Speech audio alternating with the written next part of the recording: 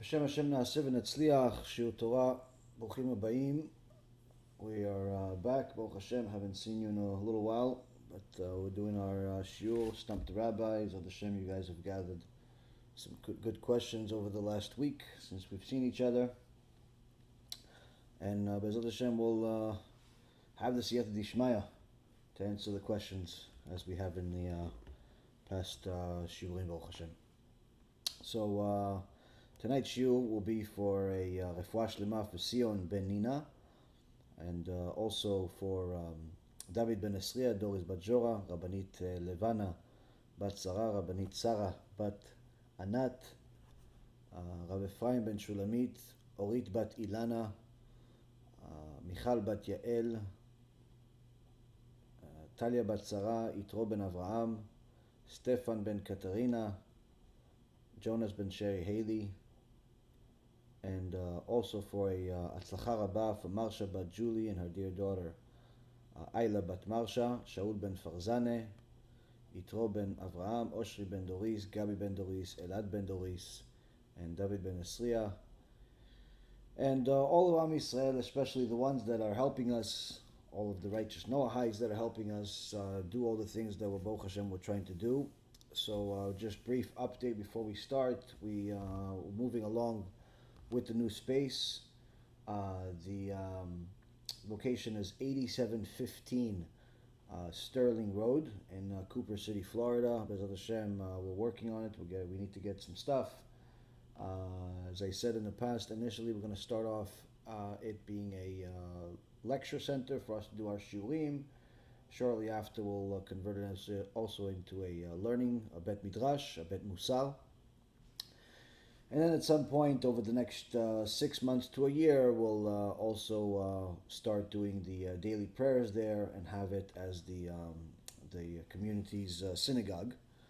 Of course, for all of this, we'll need continuous siyata dishmaya and help from our dear friends that have helped us. This is a very big investment, and like I said, the people that are paying attention and care about Am Yisrael, care about the work that we're doing for the sake of Am Yisrael, are helping as best as they can. And we have a campaign that we started just a week or two ago, which is the Yeshiva Campaign. If anyone wants to see the new website for the Yeshiva, which is much more than just what we're doing now. Right now we're starting a bet midrash, which again is going to be for learning and for eventually a synagogue, but the yeshiva is going to be all of that and much more. Also a school for everyone from birth all the way BeEzrat Hashem to Olam HaBa. And that's a much bigger project. We'll need to buy some land, we'll need to build BeEzrat Hashem, and we're trying to raise about $4.5 million. We may end up even needing more, but the point being is that everybody can take a share in the zchut of all the things that we're doing by simply partnering, to the best of their ability. As far as the merits that a person gets by investing with BeEzrat Hashem are simply that you'll have a partner, a proportional partner, relatively speaking to what we do and what results you get. And I think that for anyone that's been following our work for the last 6 or 7 years, sees that Baruch Hashem there's an enormous amount of Baalei TeShuva, converts, people getting chizuk all over the internet, all over the world, in person and online and so on and so forth. So a person that wants to invest into it for us to do even more, please do so and try to do as much as you can, and as much as even if you can't, simply because the only thing that we're left with in this from this world is the mitzvot that we have. So with that being said, you have a couple of days for anyone that cares about the tax benefits of donating. Is a good idea, and almost 30% of all donations are typically made during this Gregorian calendar month of December, which ends tomorrow night. So anyone that wants to have the tax benefits for it for this particular year, obviously try to do whatever you can within the next 24 hours. Now, as far as sending checks, even if you send a check today, or you've sent a check already in the last couple of days, unless we deposit it no later than tomorrow, and even tomorrow is kind of cutting it close, it won't count for this year. So anyone that has, wants to make a donation for this year, I would highly recommend doing it via our website or via the Facebook feed here. You have a donate button on the bottom, so that way it's calculated for this particular year. We've had it in the past where people sent a check. By the time we got it and it was deposited and the banks recorded it, it was already the new year, and it's, again, there's so much we can do. So anyway, that's enough for money. Let's talk more about Torah, much more important things. And even though the Torah says, if without kemach, without money, sustenance, there's no Torah, there's no mayim. Of course, the money is needed, but nonetheless, Torah, Baruch HaShem, provides everything at some point or another when we need it. So the world today is confused, no different than it was a week ago, perhaps maybe a little bit more. I think that the confusion grows, in my opinion, on a weekly basis, just simply because people are not connecting to the Torah, but rather are connecting more to the news.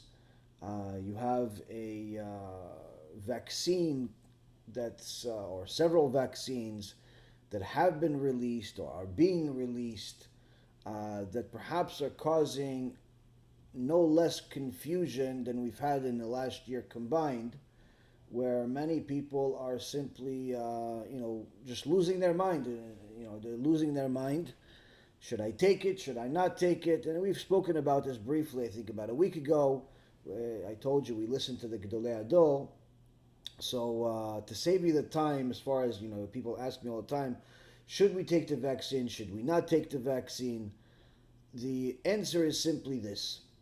If it's an obligation to take the vaccine where you live, then your case has to be evaluated on a case-by-case basis with your rabbi, and it all depends on what the ramifications are of whether you do or you don't take the vaccine. To my knowledge, it's not an obligation anywhere in the world. To my knowledge, I may be mistaken. I don't follow the news very closely or at all. Most of the news that I get is just what people tell me happened somewhere.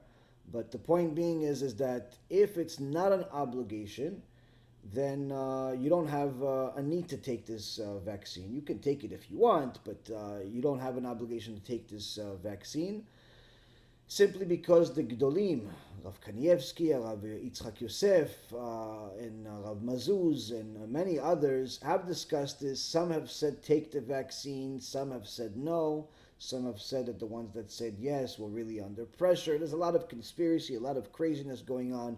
The bottom line is, if it's not an obligation, then our chachamim, our sages, are not going to get the same level of siyata dishmaya as they are going to get once it becomes an obligation, if it becomes an obligation.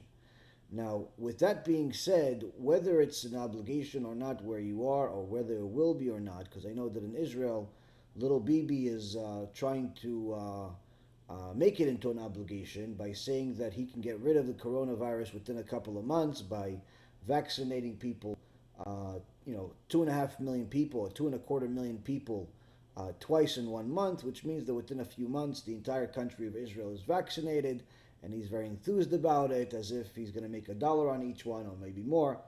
But the point being is that if it's not an obligation, then you don't have to take it. You don't have to take it. Now, if it is an obligation, then the answer is very different.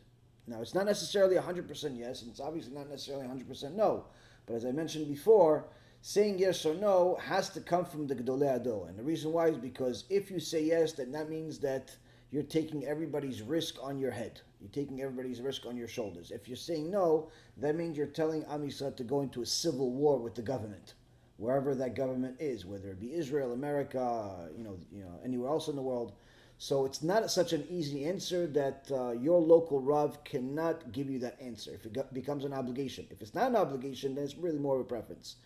So with that being said, it's whether it's a obligation or not, there is no permission whatsoever from the Torah for you to make coronavirus, COVID-19 or COVID-20 something, however many mutations it's already had, into a religion where all day and all night you're spending your energy, your resources watching these stupid videos, whether they come from rabbis or they come from the CNN and CNBC and Bloomberg and Fox News, and of course the YouTube and other types of media channels full of different conspiracies of interesting information that may or may not be true. No one ever told you have a permission to do such a thing. No one ever told you that you have to make COVID-19 into a new religion where pretty much you're fulfilling all of the 7 mitzvot b'nei COVID. The 7 COVID mitzvot. What? They tell you don't make anybody else your other god for the Noahides, right? Same thing with Am Yisrael. So people with COVID, with their obsession with COVID, making it into a religion, all they do is learn about COVID-19. Oh, vaccine doesn't work, vaccine does work, Bill Gates is behind it, Bill Gates does not behind it, Donald Trump took it, Donald Trump didn't take it, Bibi Netanyahu took the vaccine, or he took sugar and water, all types of nonsense that's out there. And they simply don't miss a shiur, they don't miss a video about it. All day, they think about it. And this obsession is not only could sicken you, but it's sickening. Simply because you're forgetting who runs the world. You're forgetting who runs the world. It's instead of having yirat shamayim, having fear of Hashem, people have fear of COVID. Instead of dedicating their life to Hashem and learning Torah, they have dedication to COVID. And instead of learning Torah, they learn about COVID. They learn about, and instead of toiling in Torah, they toil in COVID. They make sure they follow all the news headlines, and then they make sure they look at all the medical reports, pretending to know what they're talking about, pretending to know that as if they understand it. Suddenly, a degree that takes many years to acquire has somehow been acquired by the masses. Everybody is now a doctor. Everyone is a biologist. Everyone is a chemist. Everyone understands the effects of everything. Everyone can read the lingo of the different reports that are coming out and the scientific news headlines. Everyone understands everything. All of a sudden, everyone is a Talmid Chacham in medicine and in viruses. And everyone is going to tell you, no, it's not a really virus. It's really, there is no such thing as a virus. It's really this and it's really that. Everyone is scared to death of it. Everyone is make sure to present it publicly. How? They wear their masks. They wear their mask. And if you don't wear your mask, they rebuke you. They fulfill the mitzvah of Ocheach Tochiach of the COVID, not of the Torah. When we told them to rebuke somebody that's talking in shul, no, come on, Rabbi, it's not comfortable. You told them to rebuke somebody because they violate Shabbat. No, Rabbi, come on, it's not comfortable. I don't know him like that. But if he's not wearing a mask, but if he's not 6 feet, apart from you, rebukes in the middle of the street, know him or not, they're fulfilling the mitzvah of COVID. And literally, you look at every one of the mitzvot that HaKadosh Baruch Hu gave us, and people are replacing it with COVID, for the sake of COVID. And this obsession that people have with this thing is much more dangerous than the disease. Much more dangerous. Now, if this was only a problem in the secular world, then I would say, what else do they have? They don't have a religion. They don't really follow what Hashem says. So they, in essence, created a new religion. If only the Goyim were doing it, then it's not really a surprise. Why? The Goyim have over 80,000 religions and cults. So to add another one called COVID-19 or 26 or 22 or 67 or 51 or whatever you want to call it, who cares? Call it. Go for it. Add another religion. Add another false god to the list. The problem is, Rabotai Karim, is that I believe that proportionally speaking, just like the Jewish people are leading the world in Nobel Prize and in many, many other achievements, they're also leading the world in discussions about this topic of COVID-19 and this obsession about it. But that's just my own personal estimation, just by the amount of people that I deal with on a regular basis and what they show me and who's covering it and so on. And the obsession that Am Yisrael has with this specific issue is disproportional. It doesn't make any sense whatsoever. Their entire heads are in this COVID situation, and if that's not bad enough, the election situation obviously is an additional toil people have invested their efforts into. And this, Rabotai, is going to be a rebuke on us. This is going to be a rebuke on our nation, Hashem Yishmo, because HaKadosh Baruch Hu is going to tell us, I told you to toil in Torah and study a few hours a day. Study more than a few hours a day, but you told me you didn't have time. Why? Because you were working. So how come you had time to look at COVID videos for 2-3 hours every day? How come you had time to read every article that came out on the news about COVID? How come you had no shame whatsoever rebuking somebody that wasn't wearing a mask, or someone that was against the vaccine, or someone that was for the vaccine? How come you had no second guessing? How come you felt perfectly comfortable, perfectly with, full confidence talking about this? But when I told you maybe you should give a Dvar Torah in your Shulchan Shabbat, to maybe your kids will see what type of Masoret you come from, you said, no, Rabbi, I don't really know how to talk. I don't really know anything. So how come about COVID you know everything? How come about COVID you learn everything? How come about COVID you would never get tired? As soon as the Shiur Torah starts, you fall asleep. But if there's a video about COVID, you're up till 4 o'clock in the morning. If you're invited to a Shiur Torah, it's like, no, listen, I'll watch it online. I'll watch it on YouTube. I'll watch it tomorrow. I'll watch it when I get a chance. But if there's a community meeting of some kind, you're there. If there's a Zoom meeting, you're the first one. You're organizing it. This is going to be a rebuke. It's going to be a rebuke on us, Rabotai Karim, on Yom Adin that's coming up. Yom Adin that's coming up. It's going to be a rebuke on us. Why? We have no excuses. We have no excuses. We have no excuses of why we're dedicating so much time and effort on COVID. Why we forgot who's our owner. Who runs the world. People are scared to death of this thing. But if you talk to people about Judgment Day, oh, why are you being so negative? Judgment Day is with God. You realize that. Hashem is God. God is the judge. You're not scared of that?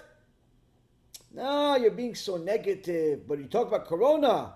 You say, no, listen, 2 million people dying. It's not the end of the world. I mean, you technically have 8 billion people in the world. 2 million is not the end. I mean, yes, of course, some good people died, including one of my dear friends. But the point being, statistically speaking, it's not the end of the world. Oh, come on, you're always so optimistic. How come you look at things that way? That's 2 million people, that's a lot, that's too many, it's it. What do you mean? When I told you about this, you said I'm too pessimistic. When I told you about this, I'm too optimistic. Pick one. So what, if I'm not your opinion, then that means that I'm wrong. And that's Rabotai, a problem. It's a problem that we have as a people. It's not a problem that we have as individuals. It's a problem we have as a people. Because you're seeing that it's an enormous amount of attention spent on this. Rabbis are feeling perfectly comfortable talking about it on a regular basis and rebuking their community about not being safe, not wearing a mask, not wanting to vaccinate, not attending the community events of via Zoom or otherwise, to become informed about it, the vaccine or the different things. But yet, when you tell the rabbis, listen, why don't you tell people about Shabbat, that if they don't attend Shabbat every week, Hashem's going to kill them? Or why don't you tell them to attend all of the lectures about HaBRIT, that if they don't attend those, that HaKadosh Baruch Hu is going to put them in Gehenom and never let them out? How come you don't tell them about those things? How come you don't have the same comfort and audacity, same chutzpah, to tell them the truth about Torah as you do about COVID, what you think is true at least? This is going to be a rebuke on us. It's a rebuke that is, each one is going to get it in a different way. Each one's going to get it in a different way, not speaking up, not speaking enough, speaking too much, listening too much, and so on and so forth. Each person has to do cheshbon nefesh, a self-accounting, to see where they stand. Now, of course, those that are fighting for either side, whether it's for or against, believe full-heartedly that they are speakers of the truth. They are believers of the truth. They're advocating the truth. They're trying to protect people. They're trying to warn people, and so on and so forth. But as we all know, there's nothing that's true other than HaKadosh Baruch Hu's Torah. Nothing else is true. Everything else is part of this Alma Deshika, this world of lies. Yet people have turned the news into a new Chumash. And that's going to be a rebuke on us. Now, the problem is, Rabotai, is that all of these so-called truth speakers, whether Jews or Gentiles, they all believe that they're speaking the truth. And if you speak against them, you say something against them, you comment, they want to rip you apart. Now, this is one of those things where a person doesn't really understand where they stand. They don't really understand what the truth is, and how do you determine if something is the truth or not. And it's something that each person needs to evaluate on a day-to-day basis. Now, how do you evaluate such a thing? I mean, if you can't evaluate yourself, you're biased. You have to evaluate it by going to a Talmid Chacham.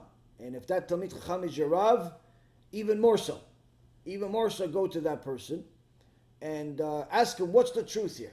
You decide the truth for me. Why? Because you have what's called Da'at Torah. You have the opinion of the Torah. You dedicate a certain amount of time of your life, of your day, to Torah, to the truth, the only truth. Surely, HaKadosh Baruch Hu will put the truth in you, and whatever you say is going to be the truth. Now, just because somebody's a rabbi doesn't necessarily mean that he's always going to be truthful, as we've spoken about many times in the past. There's many false leaders, the Erev Rav, but we're not going to delve into that today. BeEzrat Hashem, maybe next week when we go back into our Erev of Mashiach. But the point being is that people today do not use their rabbis for the right reasons. Unfortunately, the types of questions many times are being asked of rabbis are things that are more like impersonal things. Things like, when does Shabbat come in? What can I eat this? Can I go over there? Can I do this? Can I do that? But when you talk about life decisions, should I marry this woman? Should I marry this man? Should I take this job? Where should I donate to? And so on and so forth. The things that are much, much more meaningful in a person's life, people don't think that the rabbis know. People don't necessarily involve their rabbis, or better yet, sometimes they involve the wrong rabbis because they have a certain perception of them. And it's very important for a person to have a Rav. It's very important for a person to honor their Rav and to respect their Rav's opinion, not as an opinion like anyone else. And here we have a people that are all seeking the truth. And Baruch Hashem, anyone that listens to my shiurim knows that unless you're looking for the truth, it's going to find you by itself and hit you in the face. So you have to decide whether you want it or not early on. But the point is that some of the things that the truth says is tough to hear. Whether is that a Jew that violates Shabbat on purpose by driving, by using a telephone, cooking, working, exchanging money, is considered 100% an idol worshiper. It cannot be counted in a minyan. Is a person that you cannot eat their cooking, and so on and so forth. That's a truthful statement from the Torah. You look at the Rambam, Ilchot Shabbat, chapter 15, halacha number 30. It discusses how it's Mechalel Shabbat is considered an idolater. The truth also says that someone that weighs seed on purpose without doing tshuva is going to Gehenom and is going to suffer for eternity. There is no heaven for them, even if they gave $1 billion in tzedakah. That's the truth. The truth also says that no rabbi can become God. No rabbi can become someone that you need in order to serve God. Doesn't matter how great he is. But that's the truth. That's the truth that some people like and some people dislike. The truth is that the Torah has one statement after another that negates our society's standards, that conflicts with it on a regular basis. And if you're going to glue yourself to a Talmid Chacham, this is the type of stuff that you have to get prepared to listen to and accept full-heartedly. The problem that we have is that many people enjoy watching shiurim, enjoy attending lectures or going to a chabura where you have a group of people learning and so on, but they have a very difficult time accepting a Rav as if this is the word of God. They accept what he says if they agree with it. But the second that what he says disagrees with their opinion, they look for a different Rav. They look for someone else. They look for something else.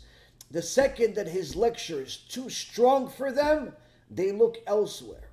And this, Rabotai Karim, is part of the root of the problem of why so many people are lost in COVID religion, in COVID world, and not in Torah world. And it's not necessarily because COVID is something new. There's always been conspiracies, there's always been problems, there's always been news.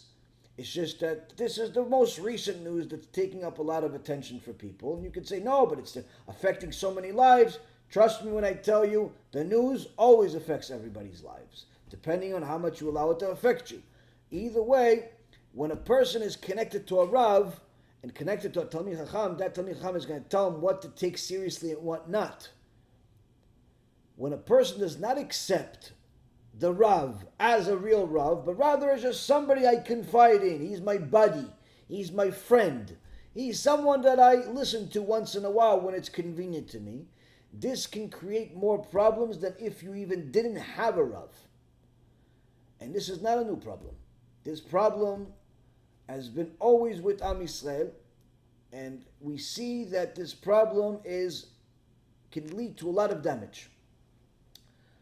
I'll tell you a story that I heard years ago, and we reviewed again the Sugya today, two different stories.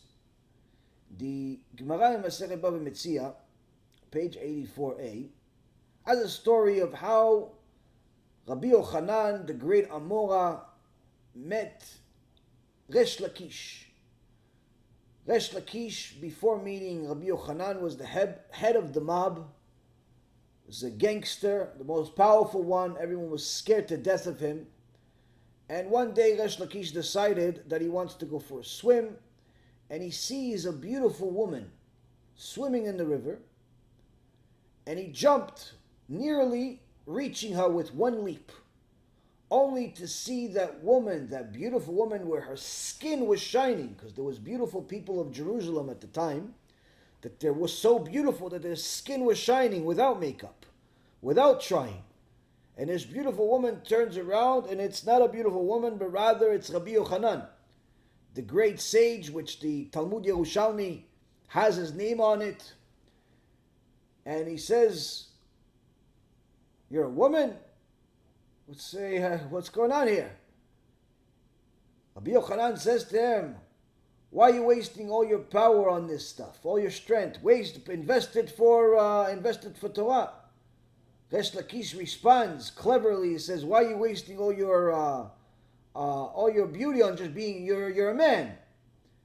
So Rabbi Yochanan says to him, "If you come invest your time in Torah with me, you'll marry someone much more beautiful than me. You'll marry my sister. I'll give you my sister." You see the Mesirut Nefesh, the sacrifice that Rabbi Yochanan made in order to get a gangster to do tshuva. And so the story goes, fast forward, that he does tshuva. They start learning together day and night.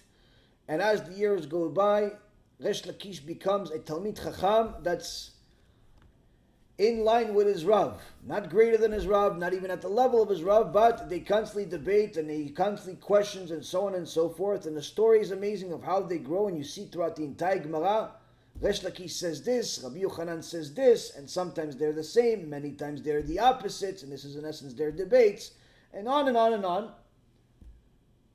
And there's no Gemara tractate that does not have their names on it. No Gemara tractate that doesn't have their names on it. There's almost there's no chapter that doesn't have their names on it. They're all over the Gemara, these Amoraim. But it ends with a tragic story where the Gemara Masechet Bava Metzia, page 84a, says that one day they had one of their debates about a knife. And Resh Lakish says, yeah, but when you deal with the knife a certain way, you put it in the water, you take it out of the water, that's when it hardens, and so on and so forth. And Rabbi Yochanan responds to him saying, yeah, you would know about knives because of your past. And Resh Lakish takes this personally. Instead of acknowledging the fact that Rabbi Yochanan recognizes his expertise, his being correct in his opinion because of his experience, Resh Lakish takes it personal. He says, what Well, he's still reminding me of my past. He wasn't trying to remind him of past. All he was trying to simply tell him is that obviously you have more experience with knives than I do. That's it. Resh Lakish took it personal. He was sensitive that day and made the mistake of his life. Says to his Rav, says to Rabbi Yochanan, actually I should say, says to Rabbi Yochanan, what happened? What did you do for me? I used to be a gangster back then, the head of the mob, and everybody would listen to me. I was the rabbi of the gangsters. And today I'm the same, meaning you're still considering me as if I'm a gangster. Because you still call me as if I'm connected to it. Rabbi Yochanan took this even more personally. He says, what did I do for you? What did I do for you? What did I do for you if not bring you under the wings of the Shekhinah and bring you to a place where you could earn your eternal world? What did I do for you, you say? And he got upset at Resh Lakish to the point where Resh Lakish got sick.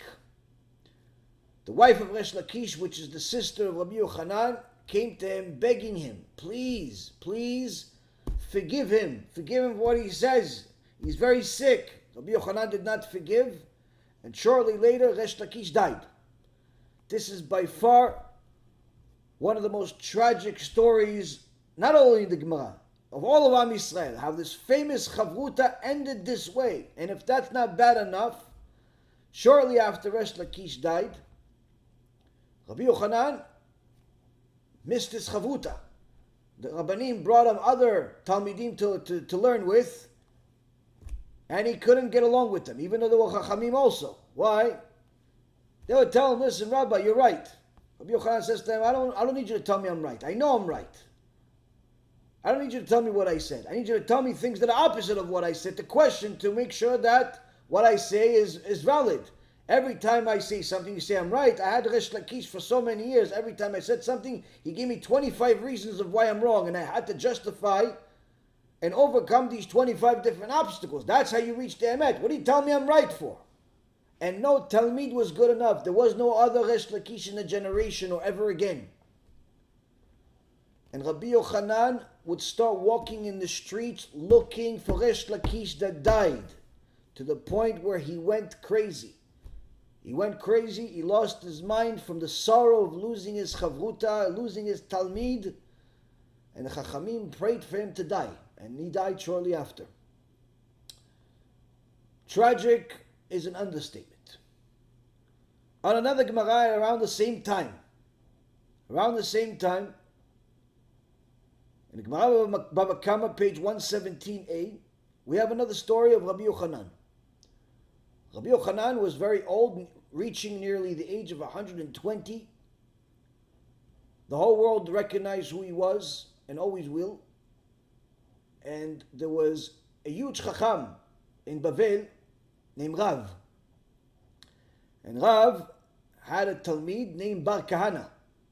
Rav Kahana was an enormous Talmid Chacham who made a mistake, and as Rav told him, because you made this mistake, you have to go into exile, meaning leave me. Exile is not just living out in a different country, other than Israel, but rather away from your Rav is considered as if you're in the exile. If you move, if your Rav is in a certain city and you move somewhere else, you're putting yourself in the exile. It's not a good idea. Many mistakes are made when someone is not close to their Rav, when they can be. Anyway, this Talmid, Rav Kahana, was an enormous Talmid Chacham, and his own Rav, named Rav, says you have to go into exile 7 years. But not just any ordinary exile, make sure that they do not recognize you as, give you all the kavod, all the honor of being a Talmid Chacham, because over there where you're going is Rabbi Yochanan. Rabbi Yochanan is a Gdol Ador. I don't want to give you any kavod because you're such a Chacham, and you're my Talmid, for 7 years. So, Rav Kahana went, and he attends a shiur by who? By Resh Lakish. Resh Lakish is teaching, and Rav Kahana, new student, comes from Bavel, comes from Babylon, from Iraq, and everything that Resh Lakish says, he goes against. Not goes against again, meaning he's asking him questions, tough questions he doesn't have answers to. Resh Lakish is shocked. He's one of the Gedolei Hador, and now you have this new guy is asking questions, is giving answers, is providing information. That's all right, and where did this lion come from? He comes to his Rav, Rabbi Yochanan, and he says, Rabbi, listen, a lion has come from Bavel. A lion has come from Bavel. Tomorrow you're going to have a shiur. Now don't think that this guy is like all the other Talmidim. He's a lion. This guy is Talmid Chacham. He's giant. Okay, if he's a giant, Rabbi Yochanan says, put him in the front line. In those days, you knew who was a Talmid Chacham in their level based on where they sat in the Beit Midrash. Front line are the Gedolei Hador. Second, a little bit less. Third, a little bit less. Fourth, a little bit less. All the way to the seventh, which is the people didn't know very much, but nonetheless, knew obviously more than anybody else today, but nonetheless, weren't in the level of the first line. So, as the story goes, the Gemara says, they sat Rav Kahana in the front line, and Rav Kahana sat quietly like a sleeping baby while Rabbi Yochanan was giving a lecture. Rabbi Yochanan says, this is not I'm giving a whole shiur, he didn't ask one question. I'm giving a shiur, he's not asking any questions, nothing. Put him back one line. They kept taking him back one line, another line, because he's not asking any questions. He doesn't show his wisdom. You don't have any questions. It's either you know everything or you don't know nothing. What do you mean you don't have any questions? What's the matter with you? So they kept putting him back one line after another, all the way till he got to the seventh line, meaning with the people that don't know anything, in so many words, in comparison to the first line. Because of the sorrow that Rav Kahana had, because he knew the answers and he knew the questions and so on, he says, let this embarrassment that I had, the suffering that I had of being thrown 7 lines, be the equivalent of my 7 years in exile. And the next day he asked Rabbi Yochanan, please give the shiur again. Rabbi Yochanan, almost 120 years old, was sitting on 7 pillows. They used to study that way. He would sit on 7 pillows, one for each one of the lines. And Rav Kahana is in the back. He says the first few statements. Rav Kahana asks a question. Rabbi Yochanan doesn't have an answer. Because he doesn't have an answer, he says, how could I be Talmid Chacham if I don't have an answer? He knows more than me if he has such a question. So bring him up a line. And Rabbi Yochanan takes off 1 pillow. A little bit more he says, another question, another bomb. Doesn't have an answer. Bring him up a line. Rabbi Yochanan takes another pillow. All the way to the point where Rav Kahana goes back to the front line. And Rabbi Yochanan, the Gedolei Hador, almost 120 years old, is sitting on the floor, no pillows. At this point, Rabbi Yochanan was wondering, where did this lion come from? Let me see him. He was very old, and he had very long eyebrows that covered his eyes, and they came and they lifted his eyebrows with a special tool to touch the Gedolei Hador. Such a holy person is not like today, people that allow anyone to touch them or they touch anyone. To touch the eyebrows of the Gedolei Hador required a certain person from their Kedusha. And they lift his eyebrows so you can see who this lion is that's asking all these tough questions. And Rabbi Yochanan sees someone smiling in his face. And he says, you're making fun of me because you're asking these questions and I don't have an answer? Rabbi Yochanan was upset. Rav Kahana died on the spot. In the Beit Midrash. Chevra Kadisha, they take him, they bury him. Few days passed. They have a shiur, and Rabbi Yochanan is teaching Mussar. What's the Mussar? You see that person, even though he learned a lot of Torah, even though he knew a lot of things, he has no manners. Laughing in my face just because he knew something I didn't know. One of the Talmidim was scared to death to ask a question of Rabbi Yochanan. You ask a question, it's off base, he can kill you. So he's scared. But at the same token, I have to say this, it's for the Rav. I'm sorry, but he wasn't making fun of you. Rabbi Yochanan says, what do you mean he wasn't? I saw with my own eyes he was making fun of me. He was laughing in my face. He says, no, Kvod Rav. His lips has a deformity where it looks like he's always smiling. It's a deformity. He wasn't laughing at you. Rabbi Yochanan says, oh no. Let's go. Close the Gemarot. Yalla, close everything. Close the books. Why? For the Rab. We're going to the gravesite. Who's going? Everybody's going. The whole Bet Midrash goes to the gravesite of Rav Kahana. At the gravesite, it's a tunnel, and there's an enormous anaconda snake in the front. Rabbi Yochanan says to the snake, snake, move. Doesn't move. Rabbi Yochanan is here. The rabbi of the doesn't move. Keeps saying different things, doesn't move until it says the Talmid, Rabbi Yochanan, the Talmid, the student of Rav Kahana wants to enter and sees Rabbi. The snake moves. Snake moves. They enter. Rabbi Yochanan, again, this is at the same time as the whole situation that I said with Resh Lakish, around that same time. So it's not like, we're not talking about 50-year difference or anything like that. Around the same time, it's towards the end of his life anyway. Rabbi Yochanan comes to the gravesite, prays a few words to HaKadosh Baruch Hu. HaKadosh Baruch Hu, please bring him back to life. Please bring Rav Kahana back to life. HaKadosh Baruch Hu brings Rav Kahana all the way from Gan Eden back to this world. Rav Kahana stands up. Oh, yeah, okay, we made a mistake. Sorry about that. Let's come. We need people like you. We need lions like you. Come study with us in the Bet Midrash. Rav Kahana is scared to death. No, Kvod Harav, I'm scared to death. I don't want it to happen again. I say something, it'll kill me again. The point being here is that he brought him back to life. Now, here's the question. The question is this. When Rav Kahana said what he said, Resh Lakish got upset. He died. But when Rabbi Yochanan realized that he made a mistake, he went and he brought him back to life. Just like all of the sages that are named in the Gemara Masechet Avodah Zarah says, they can resurrect the dead. And many of them did. So how come Rabbi Yochanan did not do the same thing with Resh Lakish, his dear Talmid, his Chavuta, his study partner? How come he didn't do with him? The Midrash Tanchuma, in next week's parasha, Parashat Shmot, in Siman Hey, says that, based on a pasuk, that a new king of Egypt, did not know Yosef. How did he not know Yosef? Yosef put Egypt on the map. How do you not know? He didn't know. He forgot the good. They didn't really forget. He was ungrateful for the good. And just like the king of Egypt started with not knowing who Yosef is, meaning not being grateful to the one that gave him good, eventually culminated with the very next paragraph where it says, or a few paragraphs later in chapter 5, verse number 2, where it says that Paro says, who is HaShem that I should listen to him?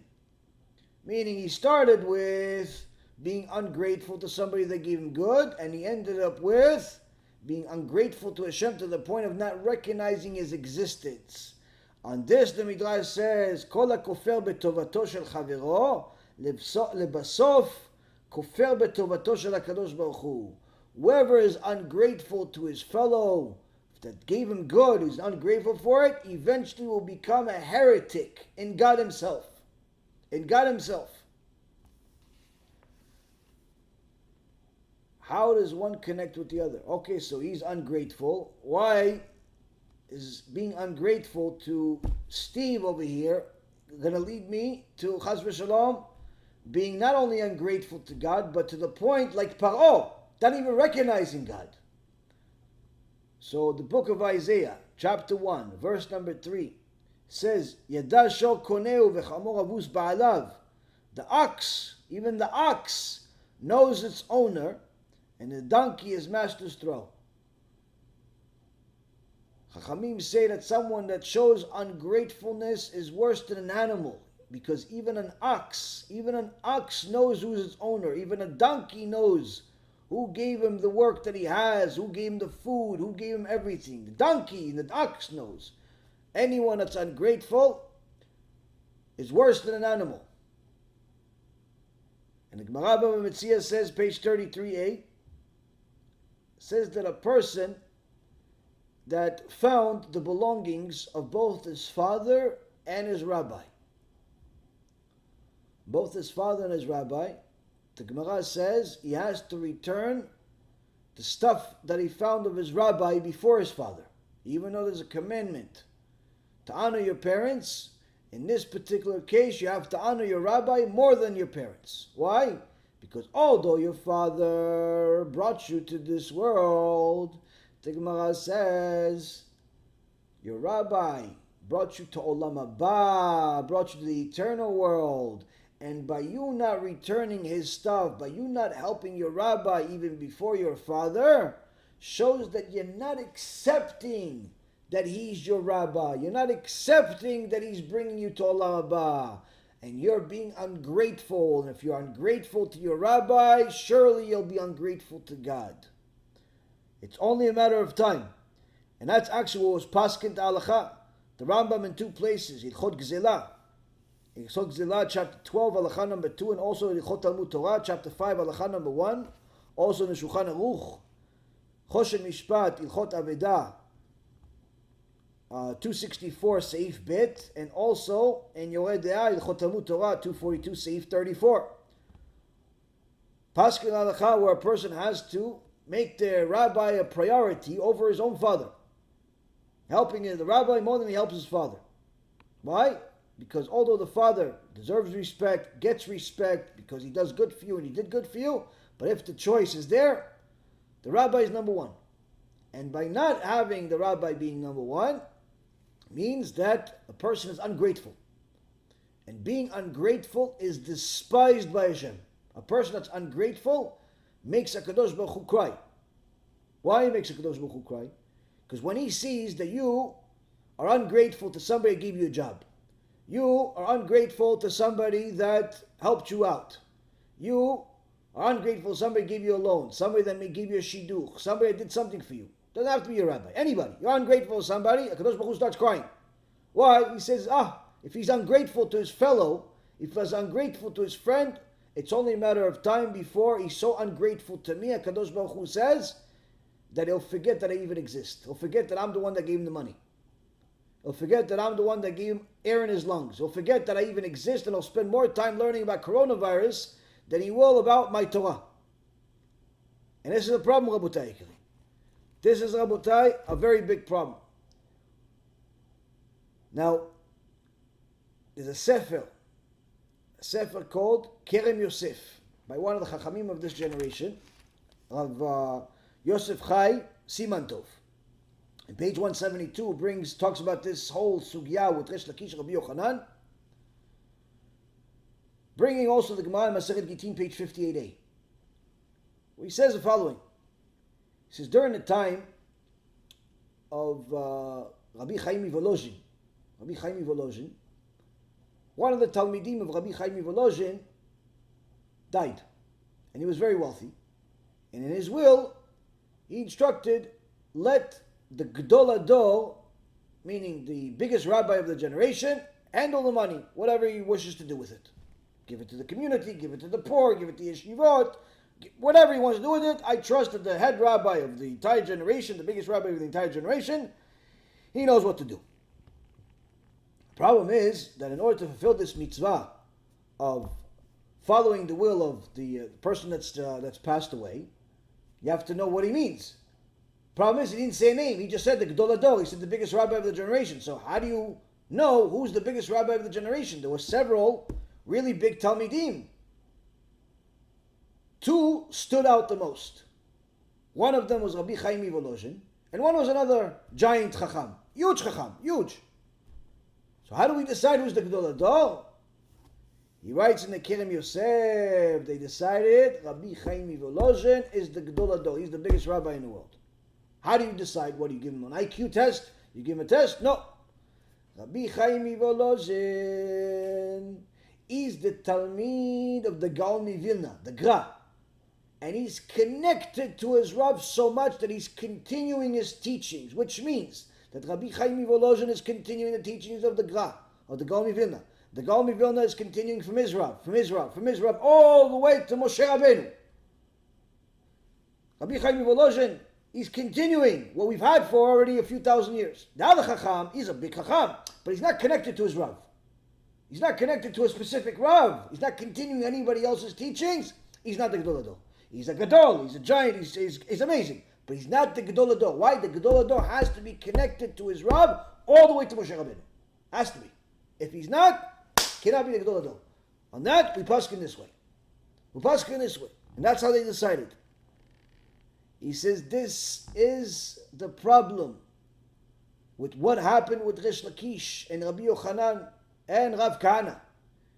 See, Rav Kahana made a mistake. Rav Kahana made a mistake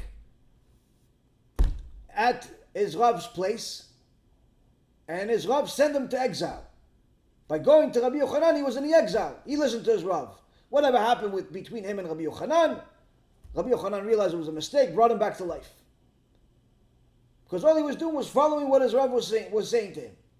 On the case of Rish Lakish, his Rav was Rabbi Yochanan. And he said, oh, wait a minute, you still recognize me as this, you still recognize me as that, what did you do for me? In essence, Rabbi Yochanan understood it, and we understand it, and again, we're not even the dust under the feet of Rish Lakish or anybody we mentioned. This is just simply Torah that we have to learn. Rish Lakish is Kodesh Kodashim, but Rish Lakish did not recognize his Rav, Rabbi Yochanan, as his Rav. Why? He saw we're equals. We're on the same level. Even though he's a gadol, I became a gadol too. What did you do for me? Oh, you don't recognize? Rabbi Yochanan says, no matter how much I love him, no matter how much it's important to me, he's ungrateful. He's ungrateful, and therefore, he lost his right to live. Shem Yishmo. A person can sometimes forget who gave him the right to live. Literally. He thinks he has the right to live because his parents decided to have a baby.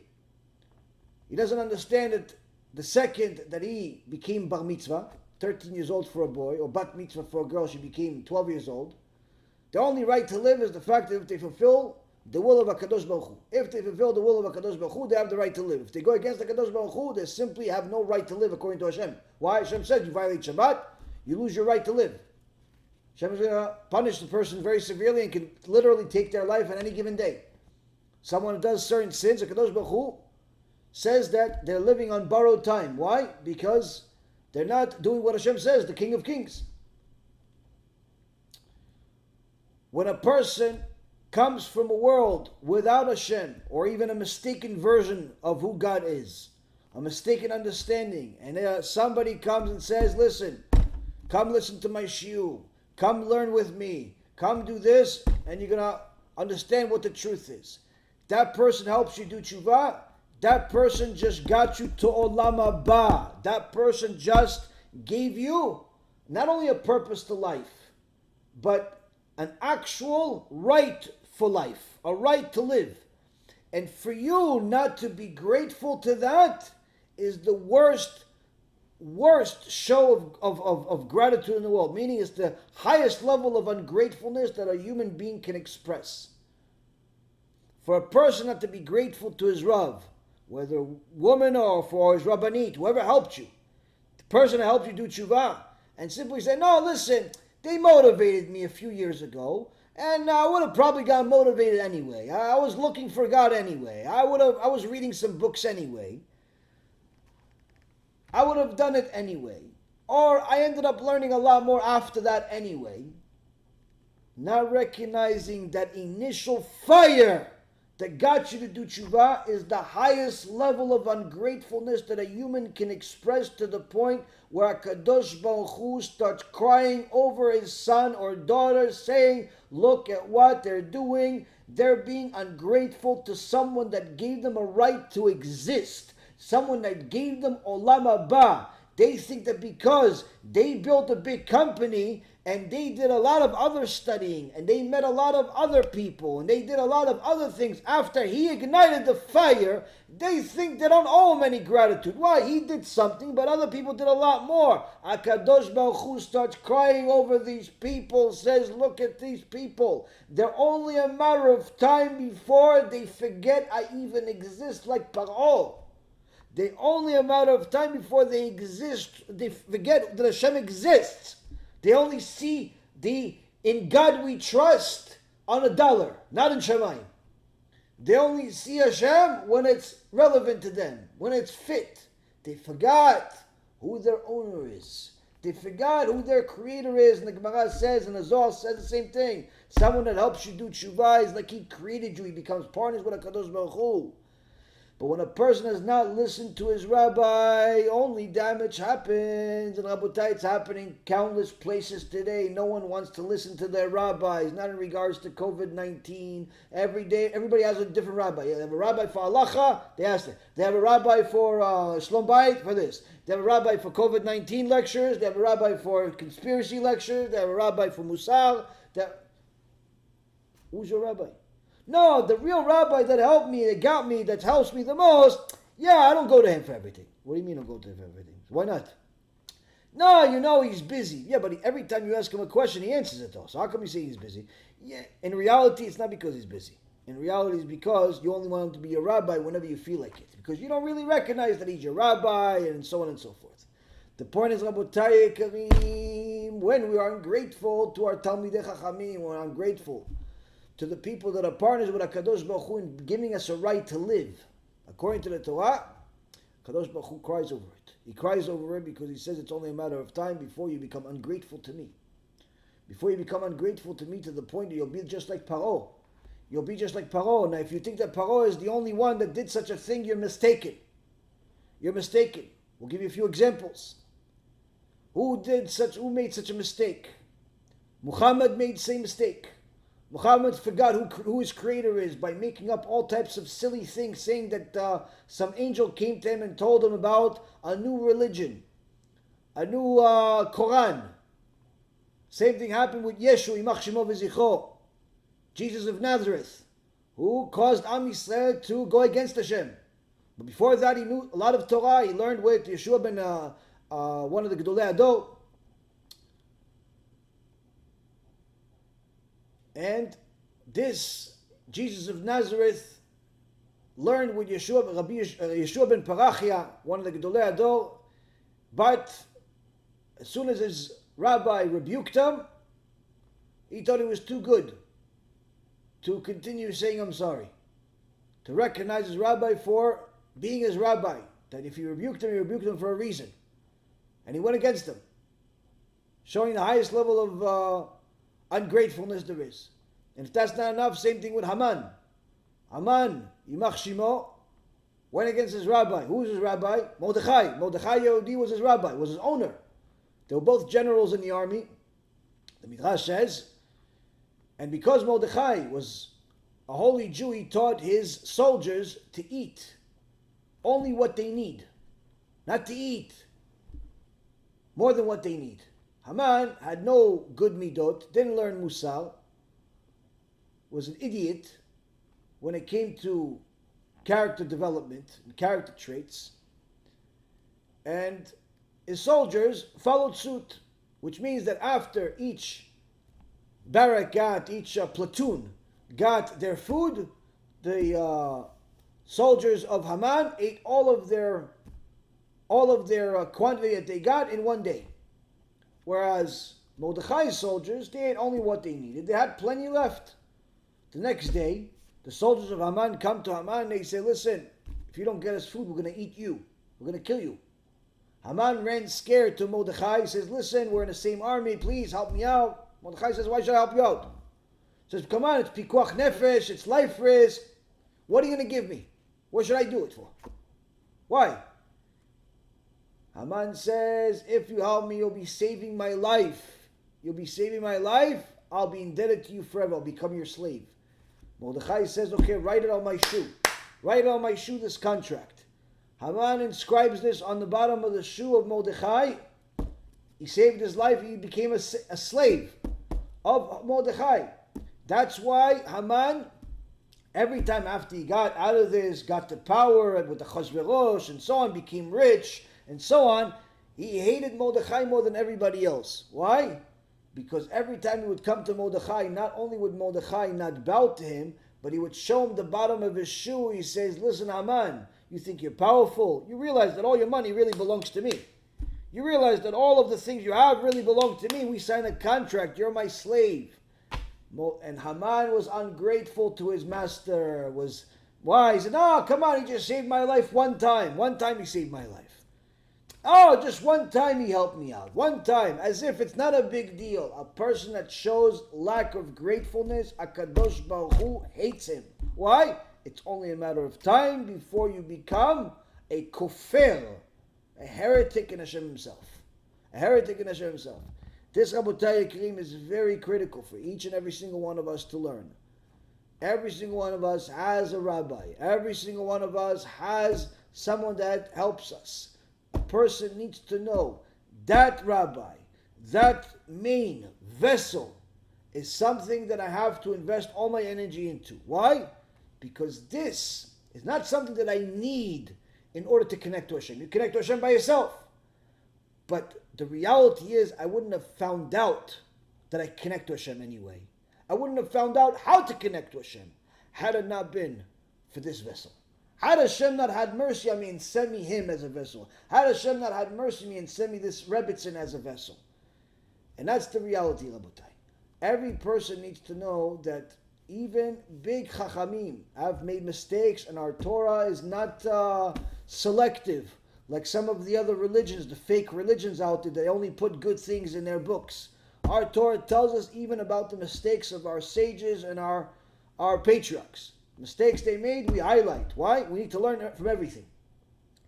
But if we don't learn, because we think that something is not relevant to us, we think that it's too much, it's too this, it's too that, we're being ungrateful. We're being ungrateful for Hashem, literally exposing the flaws, if you will, the minor mishaps, the different things that they have done, which in essence, it's embarrassing in to some aspect. It's embarrassing to learn that Dinah was raped. It's embarrassing to learn that Hashem rebuked some of our patriarchs. It's embarrassing to learn. But in reality, he still did it. We don't listen to the Chachamim. We don't listen to our patriarchs. We don't listen to our Torah. We're being ungrateful. Ungrateful to HaKadosh Baruch Hu in the highest level. It's important for each and every single person to know that gratitude is the ultimate way to express our connection to HaKadosh Baruch Hu. Because if we are grateful for the things we have, we get from our parents, the things we get from our rabbi, the things that we get from our brothers and sisters, the things that we get from our bosses, the things that we get from the local clerk at the supermarket, the things we get, if we're grateful to everything that's around us, it is very easy for us to be grateful to HaKadosh Baruch Hu. But if we're ungrateful, we think that everyone owes us something. We think that he owes me an answer, and she owes me money, and he owes me time, and that whole world owes us something. It's very easy to become a heretic 100% against the hand that feeds you. And this, Rabotai Karim, is a critical lesson every single one of us has to know.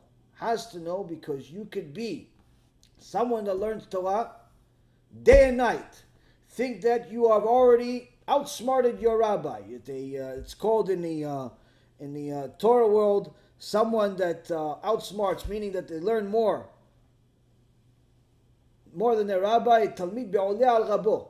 It's a person, a talmid that learns more than his rabbi at this point. Why? Because the rabbi has a community, has public needs and so on, and you have yourself. You can learn 18 hours a day, 15 hours a day. The rabbi may not be able to learn like he used to when he was younger and less popular. Maybe he learns an hour, maybe he learns 20 minutes, maybe he learns 5 hours. The point is, you think that after you learn 10, 15 hours, see, I'm better than my rabbi. I know more than him. I told the rabbi that he should do this, this, and that, and he said, no, it's not needed. I think the rabbi, I'm already better than him. I'm searching for the emet. This rabbi, he helped me a long time ago, but I think he's becoming a little reform. I think the rabbi is becoming a little reform. Why? He doesn't want to listen to me. Even though I study, I watch shurim, and I read books, and I already learned 15 hours a day, he doesn't learn 15 hours a day. He learns a few hours a day. That's it. I'm already better than him. So what that he's been doing it for 20 years? So what he's been doing it for much longer? I catch on fast.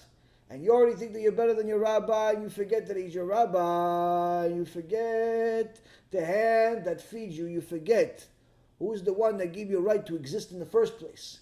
Chachamim say such a Torah Nevela srocha tova mimenu.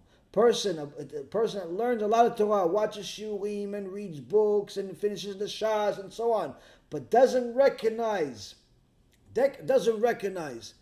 his rabbi, doesn't recognize the hand that fed him, the hand that gave him the right to exist, a dead animal is better than him. Even with his Torah and mitzvot. Even with her Torah and mitzvot.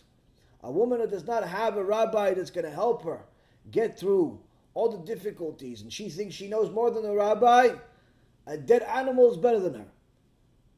Oh no, the rabbi, I told him something, but he disagreed. I don't think his rabbi knows what he's talking about. You, my friend, only thing you know is that you don't know. You don't know anything. You don't know anything. Why? Because you think you know more than your rabbi, and the reality is, you think that you know more than your rabbi. Rabotai Kareem, there are sometimes questions that people ask, and the rabbi tells them an answer they don't like. Rabbi, listen, can I go to a reform shul? It's the only one that's in a community. No, you can't. This rabbi doesn't understand society today. You start thinking that the rabbi doesn't know what he's talking about. Why? Because he doesn't agree with you to go to a reform or conservative shul. You don't realize that the rabbi is telling you it's better to never go to shul a single day in your life than rather than to go to such a place. But you think, no, the rabbi doesn't understand society. The rabbi doesn't understand the times. The rabbi doesn't understand that you can change everybody. The rabbi doesn't understand. You, my friend, are worse than a dead animal. Not even a living one, a dead animal. Why? Because if the rabbi told you something and you don't value it, you don't appreciate it, you don't take it 100%, that means it's only a matter of time before you become a heretic in HaShem. A heretic in HaShem, Rabotai. A kofir be'Hashem. It all starts with gratitude. Gratitude doesn't just mean give money or say thank you. Gratitude means recognition. Recognition, this is the source. This is the source. If you don't understand this is the source, you're no different than Yeshu. You're no different than Muhammad. You're no different than Haman. You're no different than all of the other Reshaim that went against their rabbis. No different. You hear somebody that just makes fun of the Rabbanut for no reason whatsoever, you have to run away from such a person. Why? Just make fun of vague topics or people and so on. Wrong. If you have specific people, they did wrong, they're heretics, it's a mitzvah to go against them. But to just go and be somebody that just makes fun of all of the rabbis, all the Talmidei Chachamim in the world, mistake and a half. A mistake that most likely you cannot fix. Most likely you cannot fix in one lifetime. Why? Because it's Chilul Hashem, it's the secretion of Talmidei Chachamim, and so on and so forth. But it doesn't have to be that big. Even if you simply say, listen, Rabbi, yeah, I used to listen to his shiurim, but I don't listen to it anymore. Why? No, I already know everything he's going to say. I already know everything he's going to say. You say that to anybody other than yourself, you have a very, very serious problem in Shemayim. Number one, you're an ungrateful person. Number two, you're an arrogant person. Number three, you just cause somebody else to not learn Torah. That's midat Amalek. The point being, Rabotai Kareem, is that gratitude is not just a simple meaning like it is in English.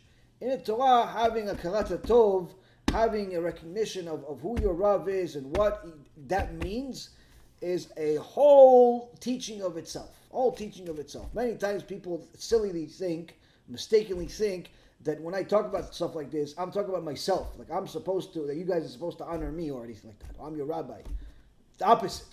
It's complete opposite. The whole lecture is for me to make sure that I recognize who my rabbi is. What you guys do is your business. I have no idea who your rabbi is. The whole lecture is for me, the whole shiur is for me to recognize who my rabbi is. Why? That's my key to Olam HaBa. What you guys choose, what you guys choose. You just happen to attend my shiur. Problem is today, Rabotai, is that many people think that they're better than their rabbi, so they start doing things that are against their rabbi.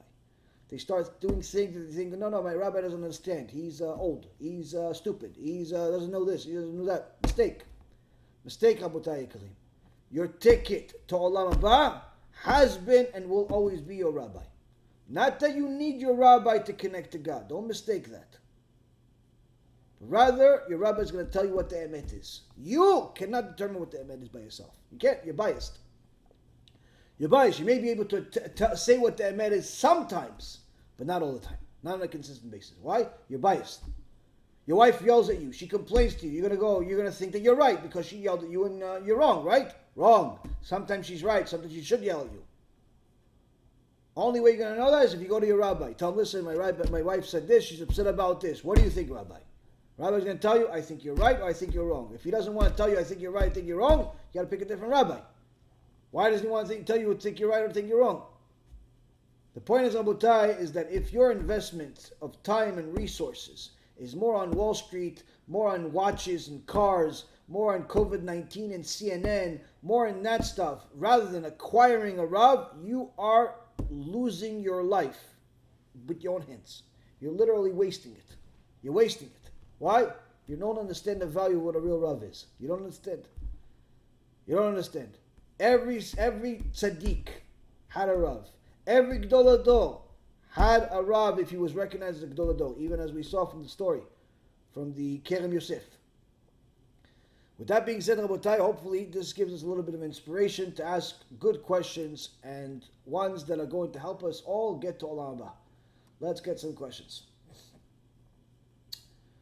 Sorry, I don't read Russian, so I have no idea how to say your name, but I can read your question. There is some conspiracy that the volume is always low on the rabbis on Facebook. I can't hear Rabbi Mizrahi either, but have zero problems with the volume on any other video. Okay. There is, it's not really a conspiracy, it's just Yetzer Hara. If it's a video about nonsense, it's full volume, that's very normal, simply because the Yetzer Hara wants you to waste your time listening to nonsense. But if it's someone that's telling the truth, the Yetzer Hara is going to interfere. He's going to make the internet slow. He's going to make the rabbi, low, and so on and so forth. But you have to overcome it. You have to prepare for it, and you have to pray for it. Even you have to pray. You have to pray to have the merit to learn Torah. Okay, Jonah. Some sages in the Talmud apparently discussed praying in certain directions besides the temples, like the north and the south. Can one do this today? Since the Am Yisrael has decided, the Gedolei Yisrael have decided that we have to pray in one particular direction, a person cannot do otherwise. Once something became a halacha, or even a widely exercised custom, we cannot change it. Why? Because it's part of fulfilling the mitzvah of fulfilling the Torah of our forefathers and our fathers. So if Gedolei Ador decided this is what it is. This, by the way, is one of the difficulties that heretics like Prager, Dennis Prager, Shem Reshaim Yerkav, who is a massive Chilul Hashem on a public scale, on a every time I hear his name, it's just I find out more information that makes my skin cringe. He may be a nice person personally as an individual in some people's opinion, but when it comes to Torah, when it comes to Judaism, he's perhaps one of the biggest destroyers that exist today. One of the peoples that has expressed Midat Amalek more than anyone else. But he does it in such a clever way, you don't even realize that he's doing it. So Dennis Prager, for example, his dilemma, if you will, or his heresy, is that he doesn't agree that we should keep Yom Tov Sheni, which is a second Yom Tov if you live in the exile, because the Chachamim decreed in the Gemara, in Masechet Moed Katan, Masechet Rosh Hashanah, and several other places talks about Yom Tov Sheni, where if you live in the exile, you have to keep 2 Yom Tovs, except if it's Yom Kippur. But that's because in those times, the clock and telling time and the new month and so on was different. So he says, since we know the time now, we know the time even better than then, because we have atomic clocks today, this should not be practiced anymore today. Now, he has a problem. Why? Because he forgot that although he's right about what he says, that we have atomic clocks and we know time better today than we did back then, he's wrong. Even though he's right, he's wrong. Why? Because there's another very, very important rule in the Torah, which is to listen to the Chachamim. And the Chachamim said that yes, although there are going to be certain things that change from time to time, once certain things become halacha, once certain things become the custom, once things become something that's is standard, and there's really no benefit of changing it, there's no life danger, there's nothing else. Once there's something that's already been practiced among Klal Yisrael, we don't change it. even though it's not relevant anymore. Meaning Yom Tov Sheni is not really relevant anymore in regards to the time aspect of it. That's not the reason why we keep it. We keep it because it's the custom of Am Yisrael. But Dennis Prager doesn't agree with it. He also doesn't agree with the fact that you're not allowed to drive on Shabbat. Why? He says, listen, they said that 39 melachot, don't light fire. He has even videos about the 10 commandments, as if he knows what he's talking about. He even has commentary, his own heretical commentary on the 5 books of Moses. So he thinks that he knows what he's talking about. So he says, listen, I'm not driving to the mall with my car on Shabbat. I'm not driving to the store. I'm not working. I'm just driving to shul on Shabbat. Now, if he was openly reformed and everyone knew it, then I wouldn't even mention him. Like there are many other Reshaim. We don't mention. Why? Everybody knows they're reformed, they're demented. But here, his primary stage, other than the Christian world, his primary stage is in modern Orthodox and Chabad synagogues, which in essence are supposed to be Orthodox. They give this guy Prager the stage. They make him even more popular by the day. They listen to his show. They watch his videos. They promote him. They highlight him, despite the fact that he's openly heretical against our Torah by being openly against our Chachamim. And if that wasn't enough, he also, you don't think that, maybe he's acting alone. No, he's not acting alone. His whole thing is that he's promoted by a few well-known rabbis, well-to-do rabbis, one of them being from Chabad. Unfortunately, Chabad has many members, and some of them, it would be better off if they weren't even Jewish. Some of them are very good people, but unfortunately, some of them it was better if they weren't even Jewish or even weren't even born, because they cause so much damage. This particular Chabad rabbi is one of them that highlights and promotes Dennis Prager. And Dennis Prager felt so comfortable with his own heresy that he even gets to the point where he makes videos about it, he laughs about it, he thinks he's smart about it, and even marrying the Goyad that he married is also, he's perfectly fine. Divorcing the Jew and marrying the Goyad that had a fake conversion, that's fine too. Why? Because, again, once you steer from one direction, from one halacha, from one of the things that we have in Judaism, that's it. It's only a matter of time before it's a domino effect. The domino effect. The point being, Rabotai, is that when we have a Masoret, we're not allowed to steer away from it.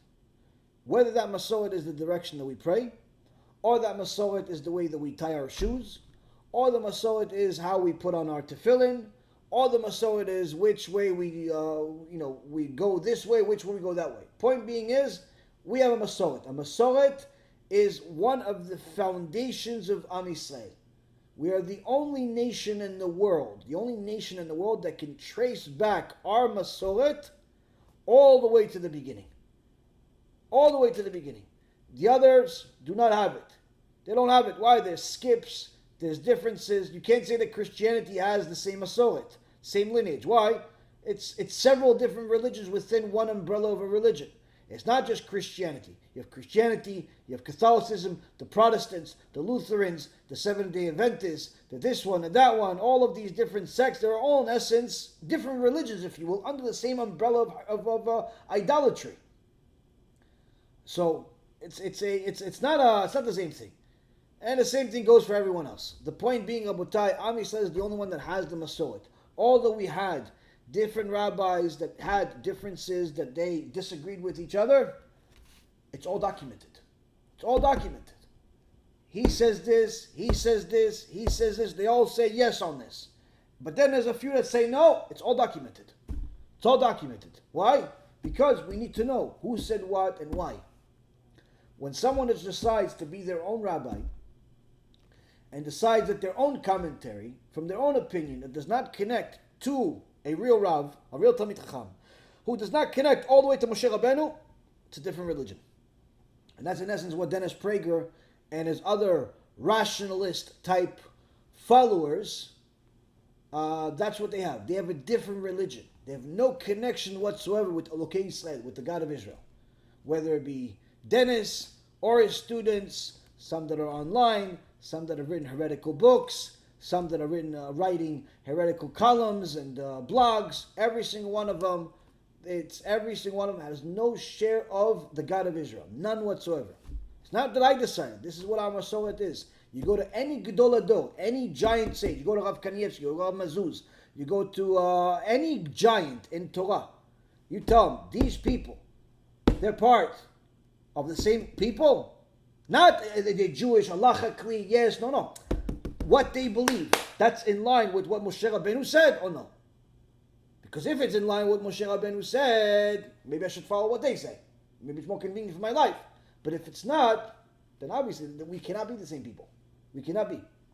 So, important to note that even something as simple as praying in a certain direction is all part of the Masoret of Am Yisrael. Now, as a disclaimer, if someone makes a mistake and prays in the wrong direction, it's not, you don't have to repeat the prayer, and it's not necessarily a sin. You didn't do it on purpose. But the point is that if there's a custom that's already practiced by Am Yisrael, we stick with it. Okay, next question.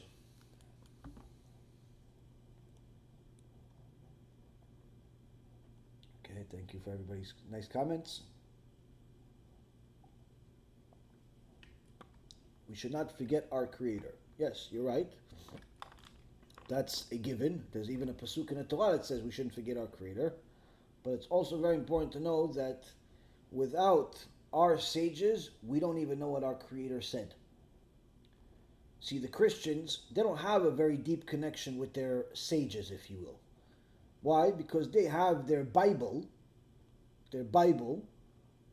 that's just simply written, and you read it in your own understanding. Even though Shlomo HaMelech says, do not rely on your own understanding.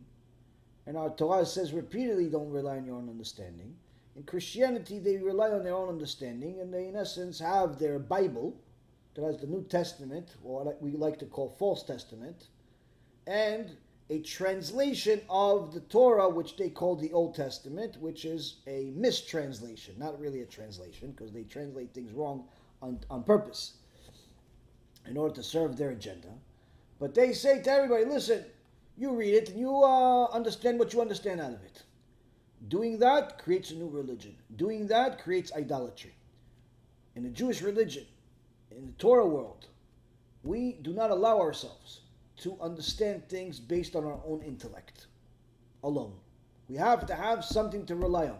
We either have to have a source in the Gemara, a source in Shulchan Aruch, a source in the Tanakh, a source in a Zohar, a source in the oral Torah. Bottom line, we have to have a source, or from a rabbi, or a Talmid Chacham. We have to have a source. We cannot just simply say, "Oh, I understand it that way, and therefore it's that way." We have to have some things in the Gemara have a source from the Chumash itself, from the 5 books of Moses, and that's the highest possible level you can have. But some things, they have something from a Tanakh, Nevi'im, Ketuvim. That's called an Asmachta. It's important, but we don't paskin halacha from it. Needless to say, it still has to have a source. We do not read the Torah based on our own understanding, which means that we do not know what the Creator wants from us and what He said based on our own understanding of what the verses say. We have to have a source, meaning that you can't just read the verse and say this is what the Creator said, but rather you read the verse and you see what the sages, the Jewish sages, who toiled in Torah for their whole life, what they said this means, and that's what it means. That's what it means. In essence, we need the sages to interpret the Torah for us. We cannot interpret it ourselves. So although you're right about not forgetting our Creator, it's not as simple as that. It's not as simple as that, meaning, yes, of course, HaKadosh Baruch Hu is number one and will always be. There is no even number two. But we need to know what He said. And since we have not toiled for the last 3,000 years on our own, we are only alive 30, 40, 50, 60, 70 years, whatever each person is alive in, right? 20 years, 15 years. So therefore, we're not on the level of Rashi. We're not on the level of the Baalei Tosfot, 2,000 sages. We're not on the level of the Rambam. We're not on the level of Ramban. We're not on the level of all these other sages. We're not. So we need to know what he said. What does this verse mean? Eye for an eye, tooth for a tooth. What does it mean? If somebody poked my eye, I could take his eye out? No, it's not what it means. That's what the literal verse says, but that's not what it means. If you look at what the sages say that eye for an eye means that you have to give them, if you hurt somebody else's eye, you have to give him the value of the eye back, meaning in money.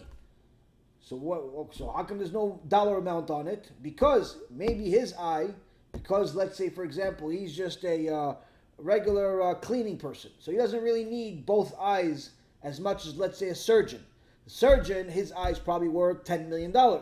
Whereas the guy that's cleaning houses, his eye's probably worth, I don't know, a few $100,000. And again, this is hypothetical examples. Why? Because his income does not really rely on his eye, whereas his income does. He can't be a surgeon anymore. So you're hurting him a lot more, and therefore you have to pay him more.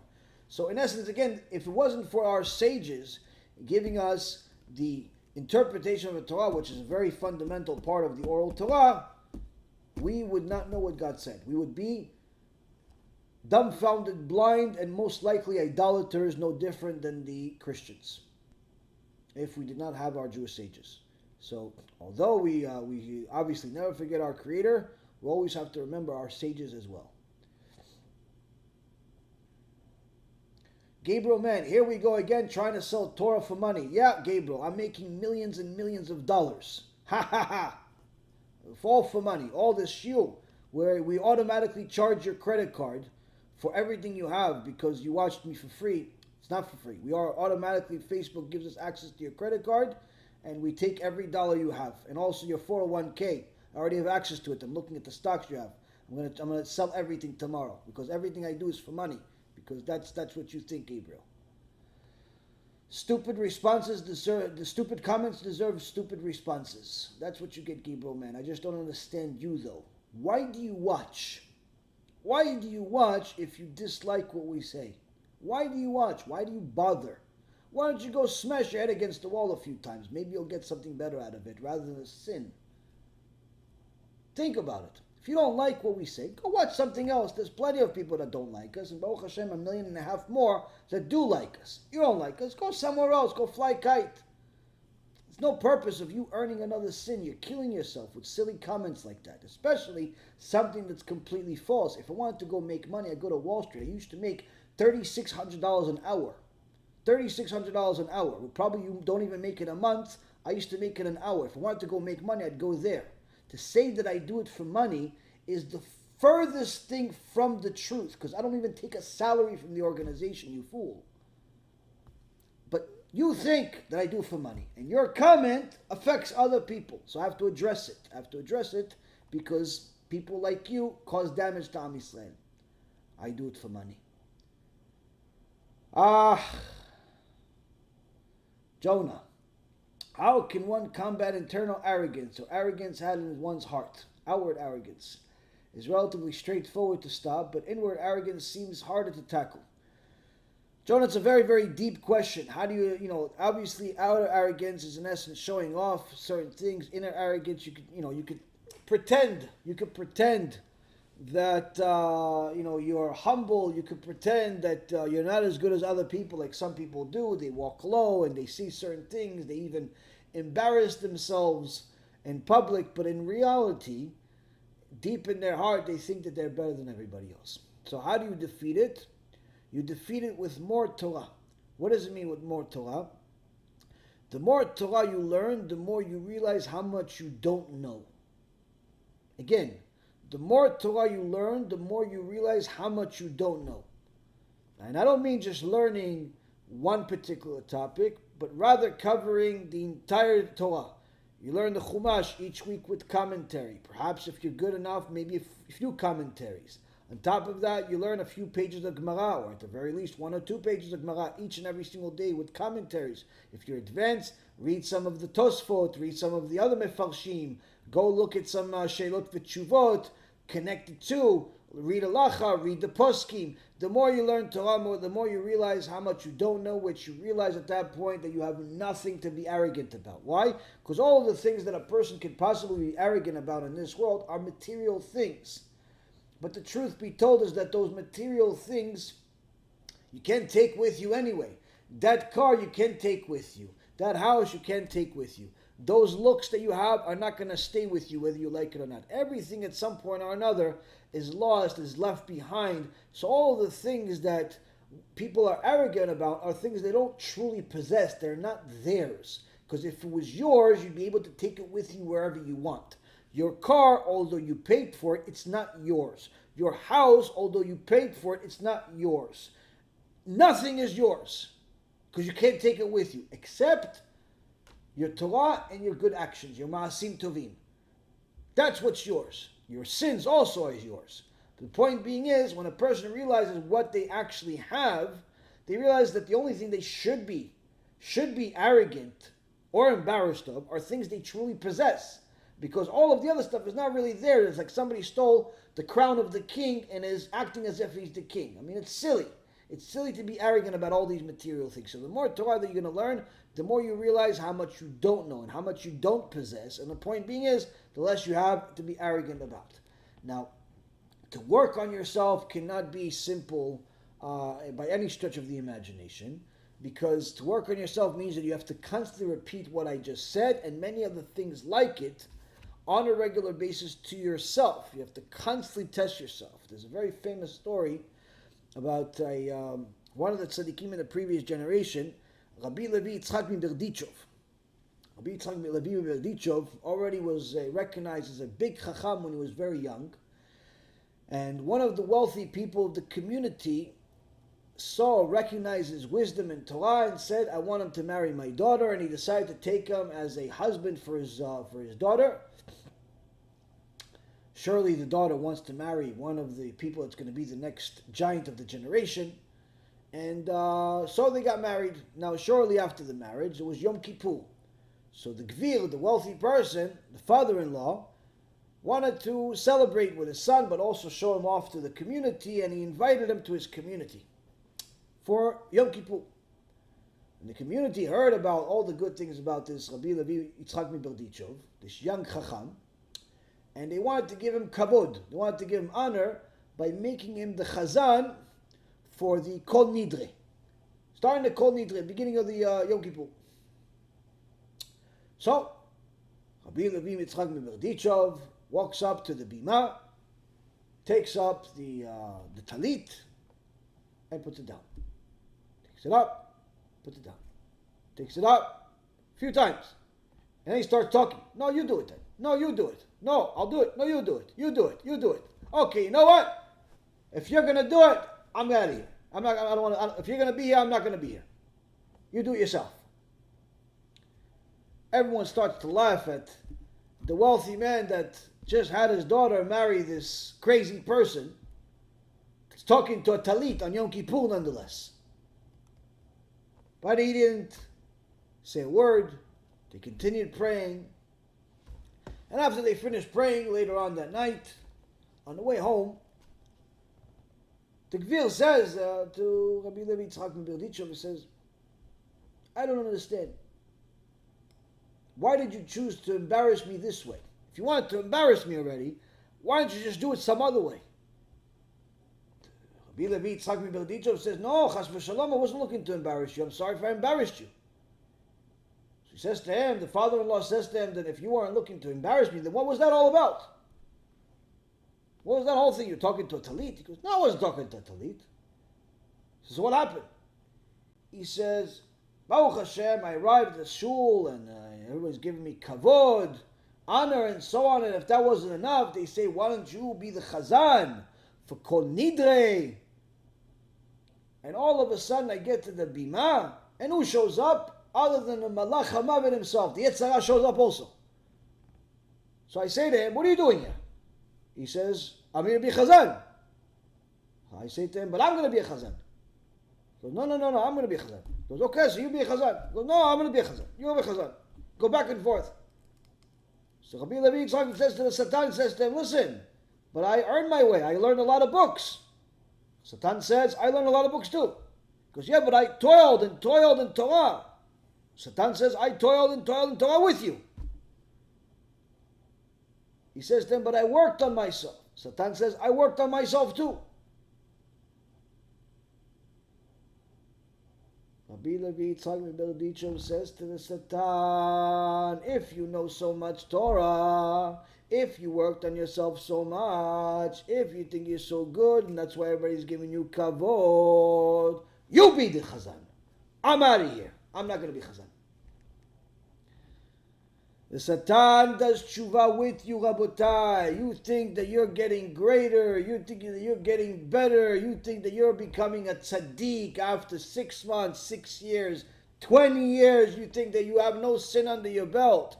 You don't realize the Satan is doing tshuva with you and he's looking for you. He's looking for you to turn all of those mitzvot, all of that tzedakah, all of that chesed, all of the things that you have. He wants you to turn all of it into arrogance, into something that you think you're better than other people about. And that makes it all worth garbage. That makes it all go to the garbage. Rabbi Levi Yitzchak ben Berdichov was not only a Talmid Chacham, but he also understood his own limitations. He also understood the Satan was looking to give him kavod. Why? To take all of the Torah that he has and turn it into garbage. This is what a person needs to know.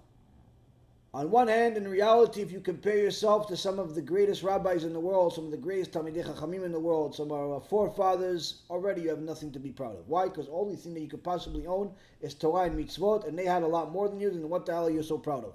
What are you so arrogant about? That's in a simple way. If that's not enough, remember, even if you are learning, even if you are doing, even if you're reading and writing books already at this point, remember that the Satan wants you to express arrogance. Why? To take everything that you have and turn it into garbage. And that's unfortunately what's happened many times of different people, that we're doing good at first, helping people do TeShuva, helping people get closer to HaShem in the beginning, but then they turned arrogant, and unfortunately everything they did turned into garbage. And you see it from their speeches, perhaps even from their books and otherwise.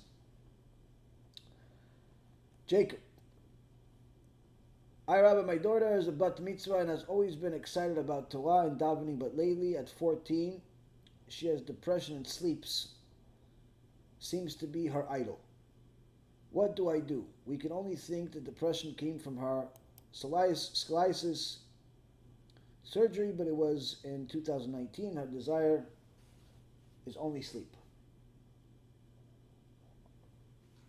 Well, first and foremost, you should know that the Yetzer Hara grows with the person, especially after bar mitzvah or bat mitzvah. So the Yetzer Hara that she had when she was 7, 6 years old, 8 years old, 9 years old, 10, 11 years old, was very, very small to the point of insignificance.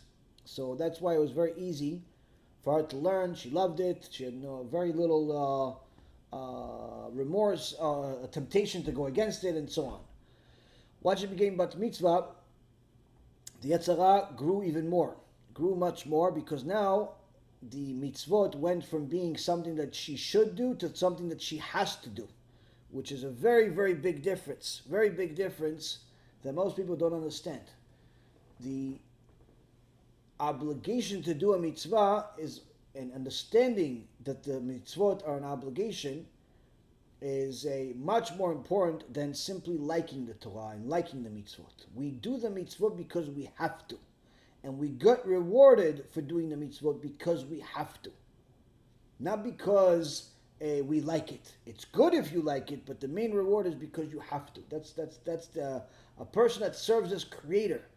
This person that serves as creator because the creator commanded him is much more important in a creator's eyes than someone that just decides to do something for the creator even if he didn't ask him to. Now, of course, you could say, yeah, but what about Chassidut? Chassidut is not different. Chassidut, in essence, is serving the creator, but even more than what he commanded us. So you're doing what you have to, but even more so. So the point being is that since the Yetzer Hara changed with her bat mitzvah, because now she's obligated to do the mitzvot, whereas in the past she wasn't, that's a difficult battle of its own. Second thing is, you're saying that she had some health issues. I can tell you from personal experience, it is very, very easy to want to sleep forever when you're sick. Very easy. It's very depressing. It's mentally challenging. The sickness is more difficult mentally than it is physically. Even if you have pain, it's more difficult mentally to continue going up. So it's important to know that you have to be as patient as possible with them. There's so much so, the Gemara says that we don't judge someone that's in pain. Meaning if someone that's in pain expresses anger, He doesn't get judged the same way as everybody else, that if someone's angry, they break something, it's considered idolatry. If that person is in pain, it's not considered idolatry. Why? Because once a person is in pain, you cannot judge him, period. Can't judge him. It doesn't mean that they're allowed to do whatever they want, but in essence, it is a very, very big leniency. Very big leniency, which we'll discuss in another time how big that leniency is. But nonetheless, when someone is in pain, you cannot judge them at all. At all. Why? Because being in pain is something that you cannot quantify. You can't tell somebody how much pain you're in. I can tell you that I have pain from 1 to 10 and I'm at a level 6. And to you, okay, that's not so bad. But in reality, next to somebody else, a level 6 may be like Genom. Whereas to that person may be, less. And so on and so forth. So pain is something you cannot see. Pain is something you cannot quantify. Nonetheless, pain is not something that you can judge. So when a person is going through pain of some kind, it's very difficult. It's also an age where people tend to be lazy, sleep a lot and do a lot of things, even if they're not sick. Needless to say, if they are sick. So this all goes in line. What I would suggest is that, you just simply ask her as best you can to obviously follow the rules of the house, follow the rules of the Torah, and not to desecrate it openly, but also try to reason with her, try to talk to her, try to have maybe your wife talk to her, see if there's anything you can do to help her. Perhaps maybe she wants to watch a lecture with you, or there's a video, or perhaps she wants to do other things. But you have to be very careful not to push her too far, because she's already dealing with a lot. So you have to, with people like that, you have to, in essence, use the leniencies that are permissible to use. For example, there is no obligation for a woman to pray 3 times a day. A woman simply needs to do Shema Yisrael and Amidah once a day. That's what a woman has to do.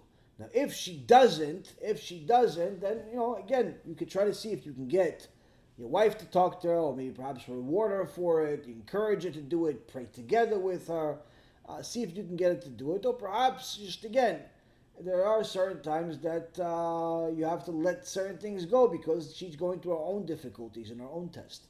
But I would say in this particular case, when there's pain and health issues involved, you have to be very, very patient, but don't just do nothing either. Like, try to talk to her, say, you know what, I'll pray, and you just listen. At the very least, she knows that it's still in the house, it's still within, even though it's not fulfilling the mitzvah for her at all. But at the very least, it's still, she sees that someone else is praying. Maybe she'll want to join you. Okay, you know what? You don't have to watch the lecture, but I'm going to watch. Why don't you just at least sit next to me? You can do whatever you want while he's next to me, but just sit next to me. Well, listen to it in the background, and so on and so forth. Try to be reasonable with her again, because it's a very big battle. It's a very big battle, especially for someone that's young and doesn't have the same equipment as someone that's old and experienced. So you have to be patient with her as much as possible. Of course, you could try to see if she can talk to somebody more openly, whether it be your wife or the local rebbitzin, or somebody that she could talk to more openly, to see if there's anything specific that's bothering her or causing her to be tired or causing her to be lethargic altogether. Is it depression? And perhaps even check if there's something chemical. It could be a chemical misbalance that may require some help. I don't necessarily recommend antidepressants very easily. In most cases, I don't think that people should use them. But there are some cases that people need to have them in order to survive and not commit suicide. So sometimes this could happen at different stages of life. So you have to sometimes check. Maybe it's a chemical misbalance, not just simply being down or bored or something, but it's actually something physical. So you have to check.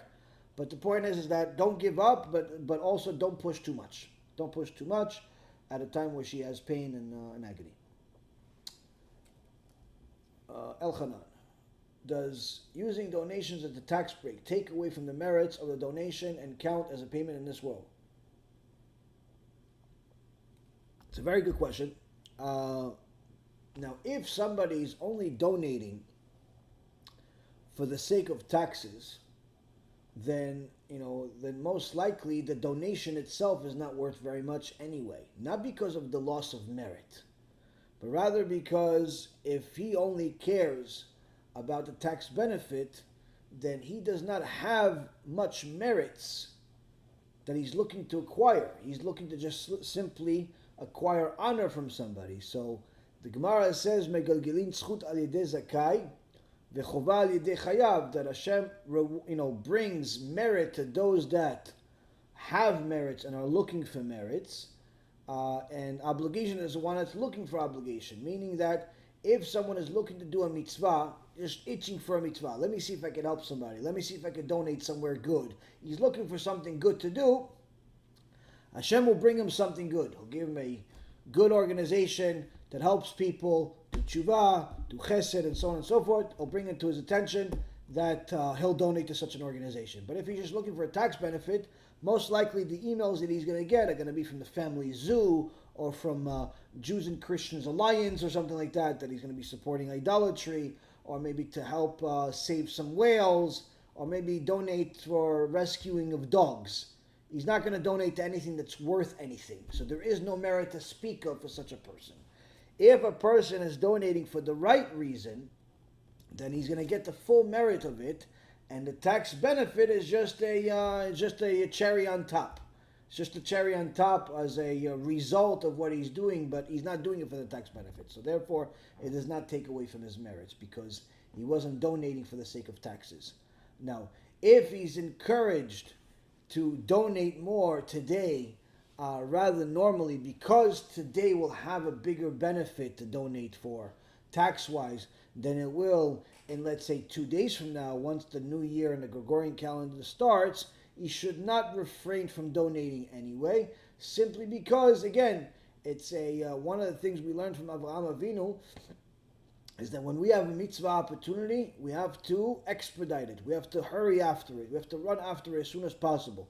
And if a tax benefit will motivate us to run after it, then so be it. Let that motivate us. Let that be the motivator. Because why? Because the mitzvah will have enough reward, enough good in it, that we need to do it now. Whereas if we delay, we could potentially open the door for the Satan to not only not have us do it the right way, but not do it at all. So if the motivation is tax purposes or some other type of motivation for donating now, it's still good to do it. It's still good to do it that way.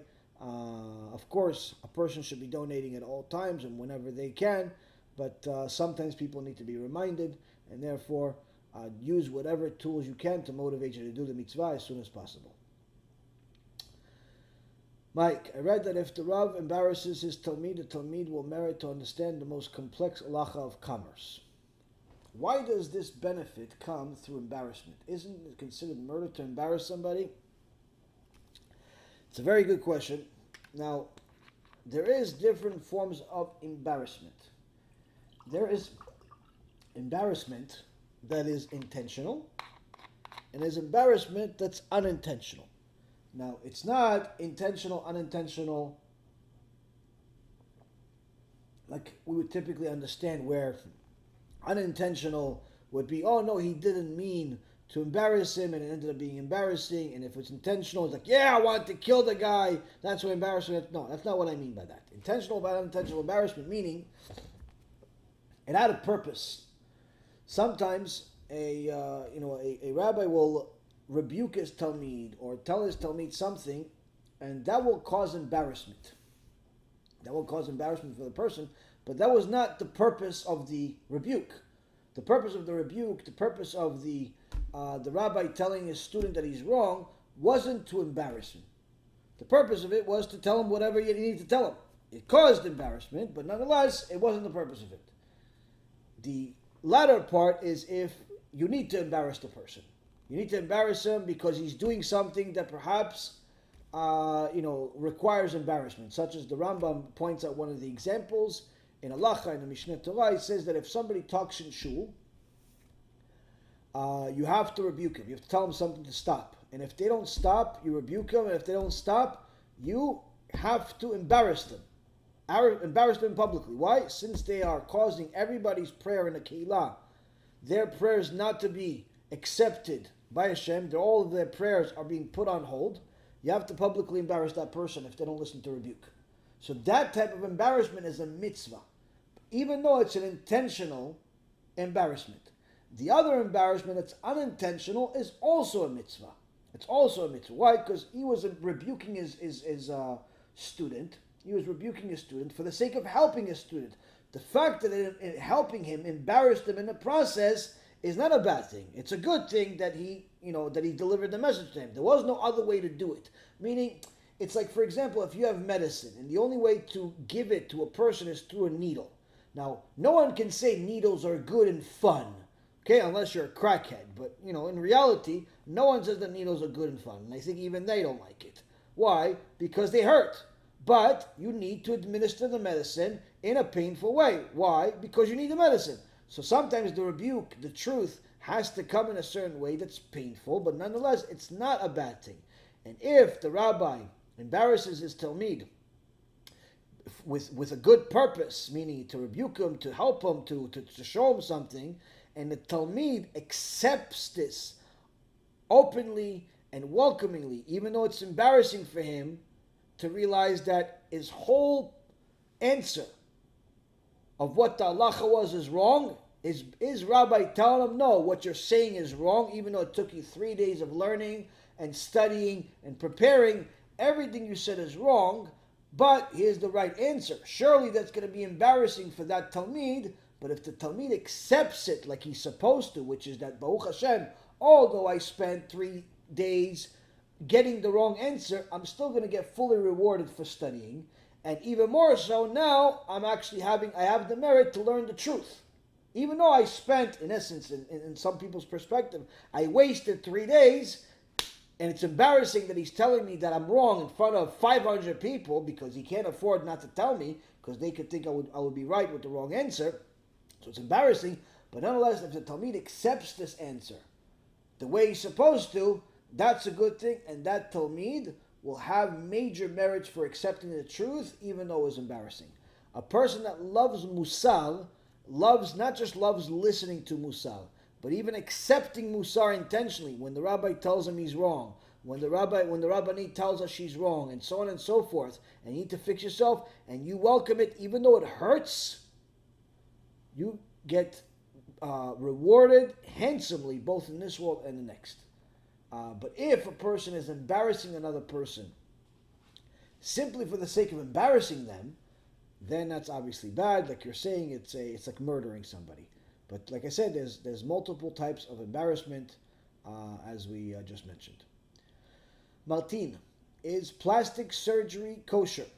If it's for a woman that is or even a man that is having major life difficulties, either they're not able to breathe, or they have some type of deformity that's causing them to be made fun of, or not get jobs, or get married, and so on, then it's good for them to do plastic surgery. Whatever they need, they should do, no problem. But if it's simply, one of these people that just doesn't like themselves and they want to look like a mannequin, and they keep adjusting every little thing in their life. They adjust their fingers and their fingernails and their chin and their tongue and their eyes and their lid. That's a crazy person. That's forbidden.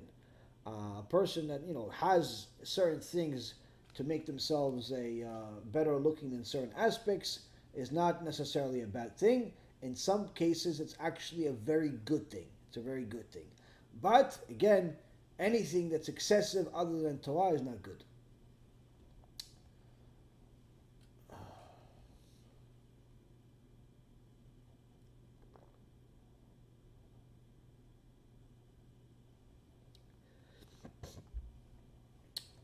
Crystal is asking, is it okay to have dogs around when studying Torah? Yes, it's okay to have dog around when you're studying Torah. It's not recommended, but it's not a sin. It's not a sin. It's not, dogs, have a certain level of impurity. It's more relevant to Jews, but nonetheless, it's a dog could also be a little annoying at times. Depends what kind of dog. Depends if it is, if what's going on. But again, there's no prohibition against it. There's no prohibition against it. And sometimes, if that's what's possible, that's what's possible. No problem. Noahides are only allowed to study Mussar and stuff like that. Noahides are allowed to study the Chumash, the Tanakh, and Mussar. That's what Noahides are supposed to study. Meaning that they study everything that's relevant to them, which is the Tanakh with commentary on it. Even though it's part of our oral Torah, it's relevant to them. They learn what happened. Not just the story, but also the behind the scenes of what happened from creation all the way to the end of the time of the prophets, because it is relevant to them. There's many things that are relevant to them. They also can learn ethics from there, and also learning Mussar, because that's the ethics or character development that they need to learn anyway, like the rest of mankind, including the Jews. So Mussar and Tanakh are the primary places that a Noahide should find themselves, more so than anything else. More so than anything else.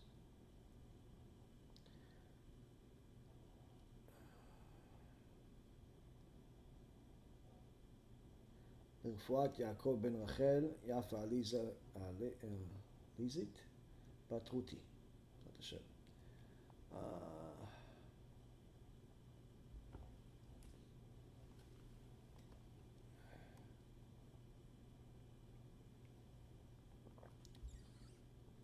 Yes, there's no problem learning the entire Tanakh, but don't delve too deeply into the parts that have to do only with Am Yisrael, like specific mitzvot.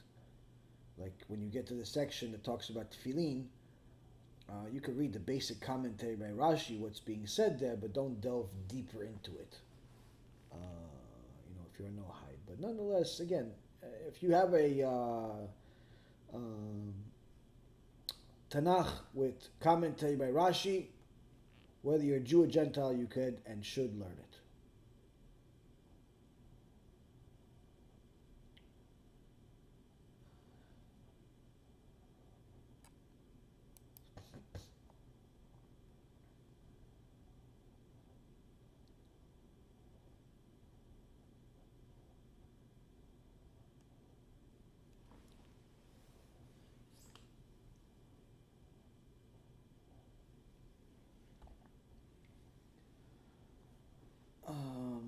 Maaser, you wrote Mussar, but it's Maaser, tithe, is gratefulness to HaShem for your parnasah. Right. If you made money and bought books of Torah learning for your spouse or another family member as a gift for their birthday, and it's more than 10% of what you made, does that count as Maaser or Tzedakah? It depends what it is, because a man is obligated to learn Torah, and also they are obligated to have their kids learn Torah. So when you're obligated to do something, you cannot use your maaser, your tithe money, to pay for an obligation. Like you can't use your tithe money to buy a lulav and a etrog for Sukkot. You can't use your maaser money to let's say do things that you're obligated to do. So this would be counted as a gift. You give a gift. On the other hand, if you're buying something that's you're investing into Torah, you're publicizing a specific type of Torah, you're doing certain things that are not obligations, that could potentially be maaser. It could be potentially maaser. But generally speaking, the maaser is supposed to go for the sake of publicizing Torah or helping people do TeShuva, even if that is your own household. So if the books that you're getting are going to help them get closer to HaShem and so on, it could potentially be maaser, but it's not always, because it depends how much you have and what you have and what level the person is in. So a person that wants to make sure that they are giving maaser would not use the money that they're giving maaser to buy themselves books or to buy anybody else books, but rather to help the Torah be publicized, either help people learn Torah that are avrechim, or people that even your own, people that are secular, help them do TeShuva. That's what you should use your money for, as your maaser. But it doesn't mean that what you did is bad. What you did is perfectly fine. It's just that it most likely is not maaser. It doesn't qualify as maaser.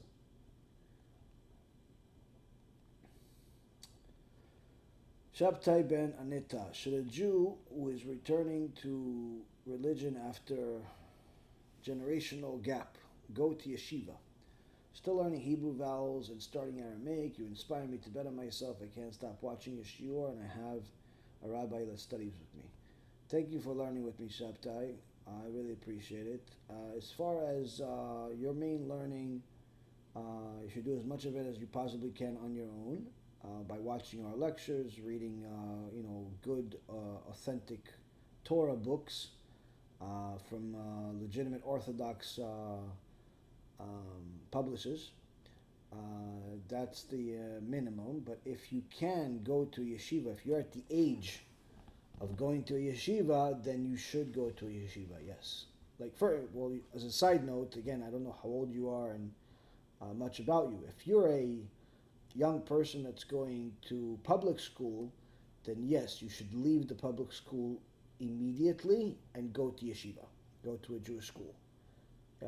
Do not go to public school for a single day. But if you're already older, let's say you're in your 20s, where school is no longer an obligation for you, you could elect to go to school, but you don't have to go to school. Then, if you have the ability to go to learn in a yeshiva, I would recommend it. At the very least, even to go for a month, 2, 6 months, a year, however much you can. I have quite a few students that we've sent to different yeshivot, to Or Sameach, to Eish, to different places when they first started doing their tshuva. In some cases, they only went for like a month or two. In other cases, they went for a couple of years, because that's where you could really focus all of that time and energy on learning some fundamental things that will take you much longer to do on your own with all of the distractions of life. So if you have the ability to go to yeshiva, then I would recommend you go to yeshiva. But if you don't have the ability, then continue doing what you're doing. But I wouldn't spend too much time learning the language. I would spend more time learning the Torah, because the Torah is what's going to get you to heaven, not the language. There are plenty of people that speak Hebrew and even Aramaic that are going to end up going to Gehenna for eternity. Because you don't go to heaven just for knowing Hebrew or Aramaic, but you do go to heaven for knowing the mitzvot and then fulfilling them. So especially since you're in the early stages of tshuva, I would highly recommend that you focus on learning the mitzvot and learning the Torah and what happened and who, what, when, and how, more so than the language itself. If you have a large block of time to learn, let's say you could learn 10 hours a day or more, and you want to designate, let's say, a half hour or even an hour of that time to learn Hebrew, then that's fine. But if you only have, let's say, 2-3 hours a day to learn Torah, then spending a half hour or more on learning Hebrew, I think is not going to give you as much as you can get from learning more Torah. And anyway, you'll learn more and more Hebrew over time. So it's there's priorities, and you have to look at everything you do like you look at an investment. Where am I going to get the most out of it, both in this world and the next? Can your sins go to your parents' merit if they're old, if they're off the derech like the mitzvah one does? I fear my biological mother will be in Gehenom. Could I get her to Gan Eden by my mitzvahs? I'm afraid not. I'm afraid you cannot get your mom to go to heaven by simply you doing mitzvot and she doesn't. Like, she has to at least keep something. That's the basics of Judaism. She has to keep Shabbat, she has to keep family purity, she has to keep kosher. The very basics, where if a person dies without keeping the mitzvot, they can't go to heaven, even if their son is the biggest rabbi in the world. So, but if they do keep the basics, and they have a son or a daughter that does keep even more than the basics and becomes very important and does many, many more mitzvot than they're even required to do, then that extra merit can help that person. But that's also because the person is already in heaven. But if the person did not keep the basic foundations of Judaism, they get no benefit from what their kids are doing, because it's not to their merit. They didn't do anything for it. They actually did the opposite. So, plus it said so that if a person doesn't keep Shabbat, they don't go to heaven. They go to Genom.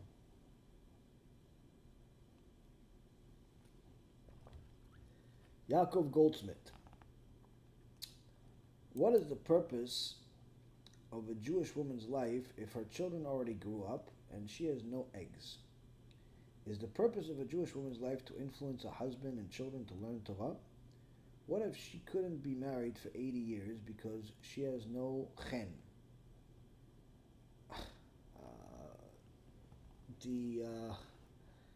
This sounds more like a man asking a woman's question,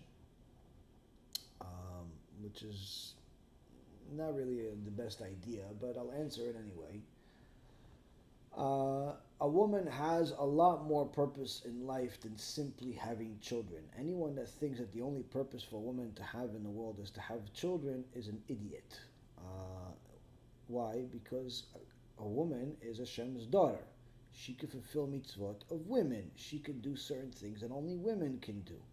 And it's not just having children. Surely having children is great benefit of having women in the world, but needless to say, it's not the only one.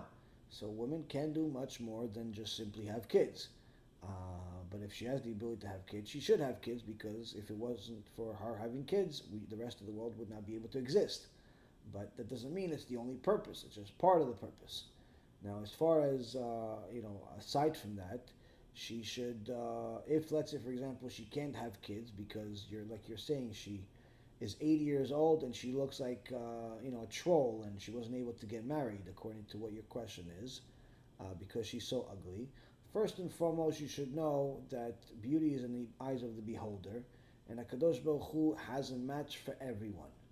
Even someone that you think is ugly is has a match in the world. And to be honest with you, statistically speaking, and just from my experience in the world for a little bit of time, I can tell you that it's actually easier for ugly people to get married than for good-looking people. Much easier for them to find somebody to marry than for good-looking people. And the reason why is because they're less picky and they're looking more at a person's personality, which is really important, than they are looking at the superficial stuff like good-looking people do. And you also see that all of these celebrities that are getting divorced on a regular basis, like as if it's changing t-shirts, they're all very good-looking people, but they're miserable people with their good looks, and they're also promiscuous people. There's a Gemara of one of the princesses of the Goyim comes to one of the sages and says to him, you're a very ugly person, and the sage tells her, okay, and he gives her some advice that causes her to lose, or her father to lose, a lot of money. And then he's brought in front of the Caesar and says, "Why'd you do this to me?" And he said, "Well, she said certain things, and I said something back." And I said to him, "But she's right though. You are ugly." And he says, "Well, you may or may not think I'm ugly, but if I wasn't ugly, the information that I gave her, I wouldn't have. Meaning the Torah that I know, I wouldn't have. Why? Because I would spend, if I was good looking, I would spend more of my time seeking the admiration of the public for that good looks. So there is actually certain benefits to being ugly. Next point is that most people, meaning the overwhelming majority of people, will at some point turn ugly in their life. Although most people don't necessarily think they are, but most people will turn ugly with their life due to age and different life changes. Whether it's in teenage life where you have all types of acne and different types of things in your body you have no idea what to do with, or it's when somebody simply gets old and wrinkled and they're not their former self, or 20, 25 years old, bull that could rip trees out of the ground with their teeth. But the reality is that if a person thinks that looks is more important than what it is, then they may not be an ugly person physically, but they're an ugly person inside. And most likely they'll be alone or miserable or both throughout their life. So a woman does not need to be good looking in order to get married, and neither does a man. In fact, it's actually easier if you are, less good looking to find somebody, because you're more likely to look for the important things in life. But either way, even with all of that being said, a woman that does not have a husband and does not have eggs to have kids can still be extremely productive and resourceful in the world by using her abilities, whether it's to work and make money or otherwise, to publicize Torah, to help the world learn more Torah by doing Kiruv, by investing into Torah, and so on and so forth. Which means that your question comes from lack of maturity, chauvinism, and outer ignorance. If you really look at it superficially, your question. But at the same token, it was a valuable question, because at the very least, anyone else that has your question will now be able to learn the answers and not think that the Torah is a chauvinistic, sexist type of document that thinks that only the men have value because they learn Torah. This is what the reform-minded want you to think, that only men have value. It's complete opposite. So much so that the Gemara and the Zohar Kadosh both tell us that the Mashiach is only going to come because of the merit of the righteous women. And Am Yisrael was saved from the Egyptians because of the righteous women.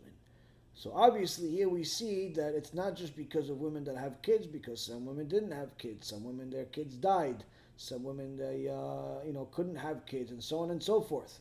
So it's not just because of children. There is more to life for a man or a woman than having children, although that is a very big plus.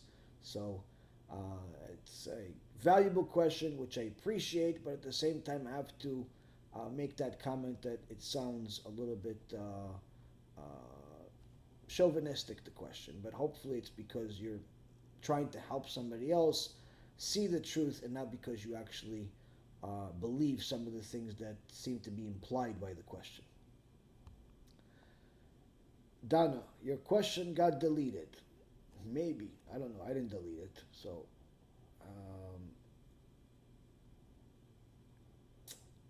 what are the mitzvahs that Noahites can do? 7 Noahide laws. I have lectures about the Noahides, what they should do, and you could learn that. Shalom for the Rav. My question got deleted, so I'll rewrite it. Okay? That was it. The Torah allows us to donate our organs when we die. When you're alive, you could donate organs, like you donate your kidney and so on. As far as once you're dead, there's some that say no, some say yes, but it's a very, very touchy issue, simply because there's really no need for you to donate your organs, and it's also very problematic to desecrate the dead body. So the general opinion is, don't deal with any of this, any donations of any organs or any bodies. It won't help you. Don't donate your time while you're alive. Donate your money while you're alive. Your body, the world doesn't need it. Just let HaShem take it back as it is. It's not a good idea to donate any organs, after you die, because it's very problematic as far as desecrating the dead body and so on. And there's plenty of non-Jews that are doing it anyway. But if you're alive and you don't need a certain organ, whether it be part of the liver or be a kidney, something like that, then some even say it's a mitzvah to do it. You're saving a life or something like that. But there's better ways to do mitzvot, put it that way. There's better ways to do mitzvot than donating your body.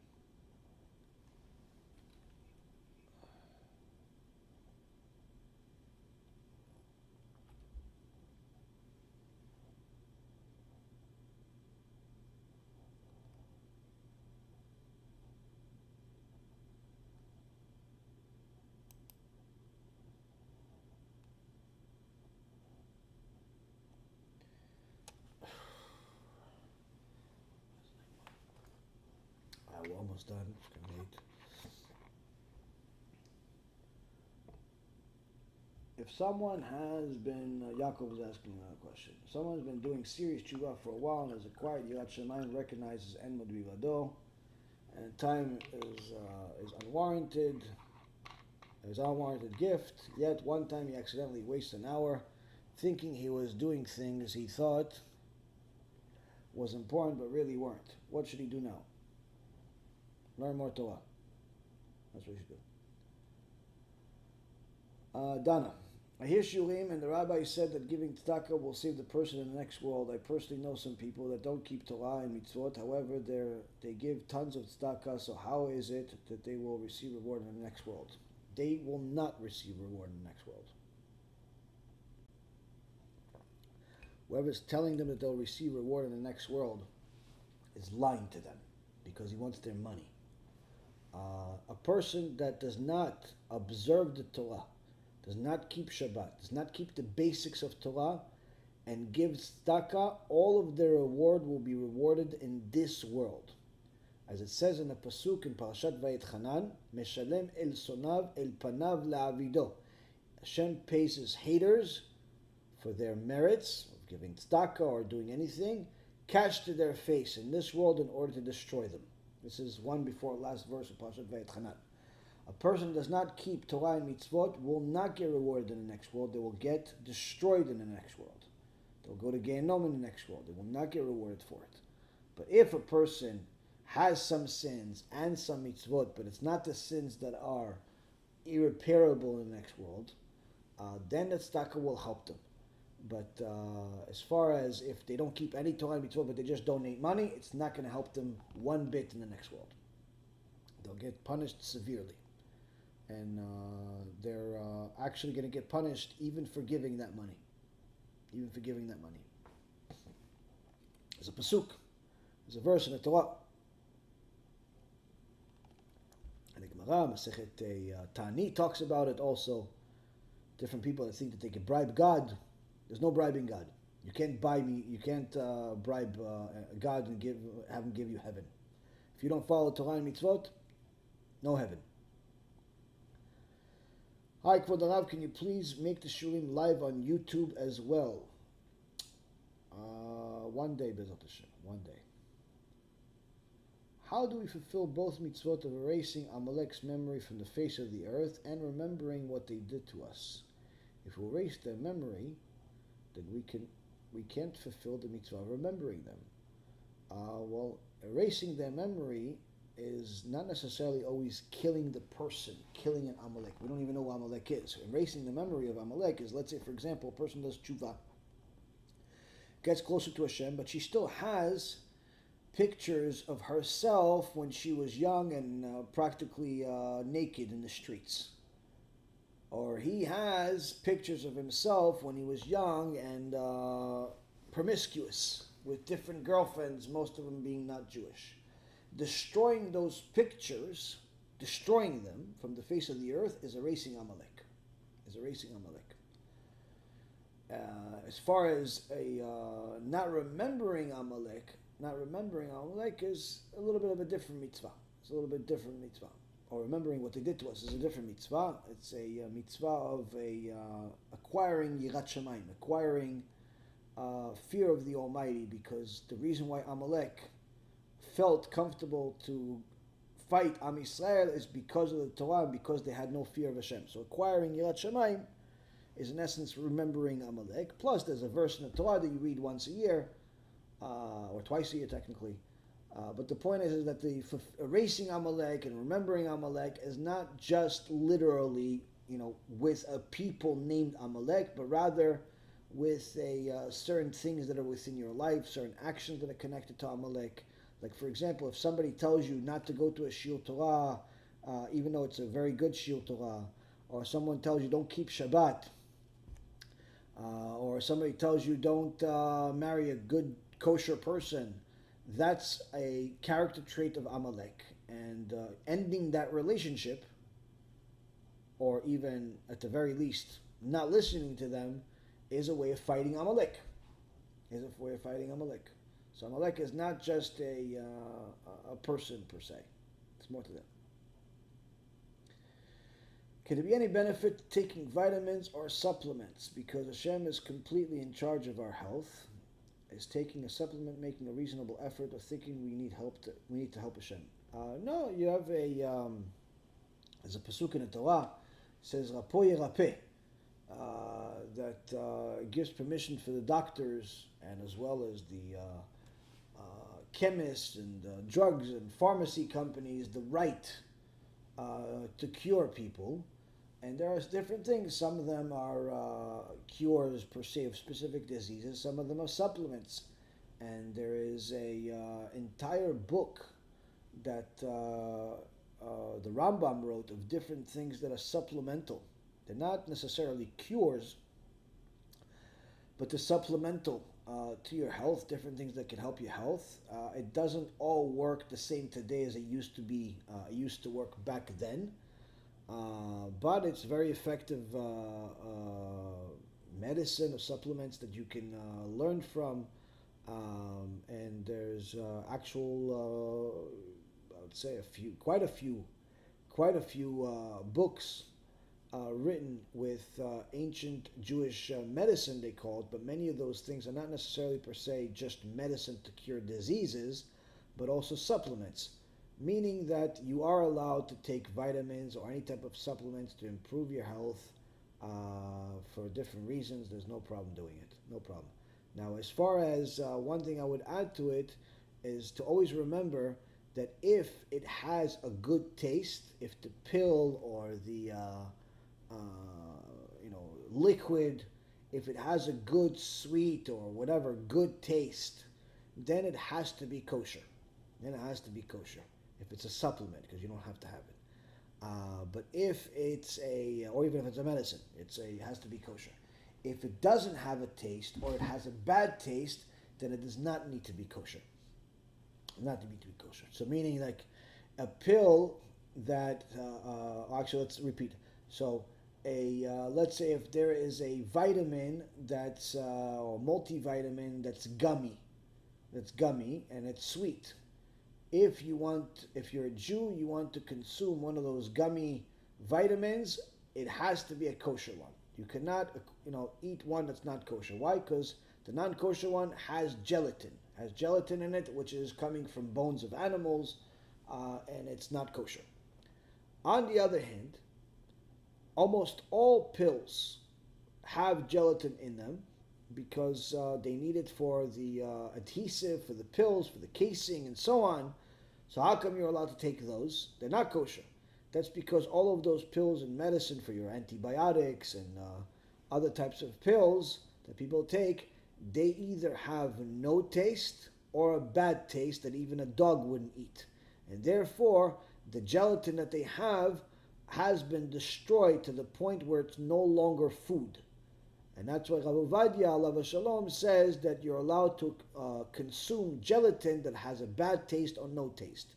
But you're not allowed to consume gelatin that has a good taste. Now, how would you know if the gelatin is the one that's giving good taste to the multivitamin that's gummy? You don't know.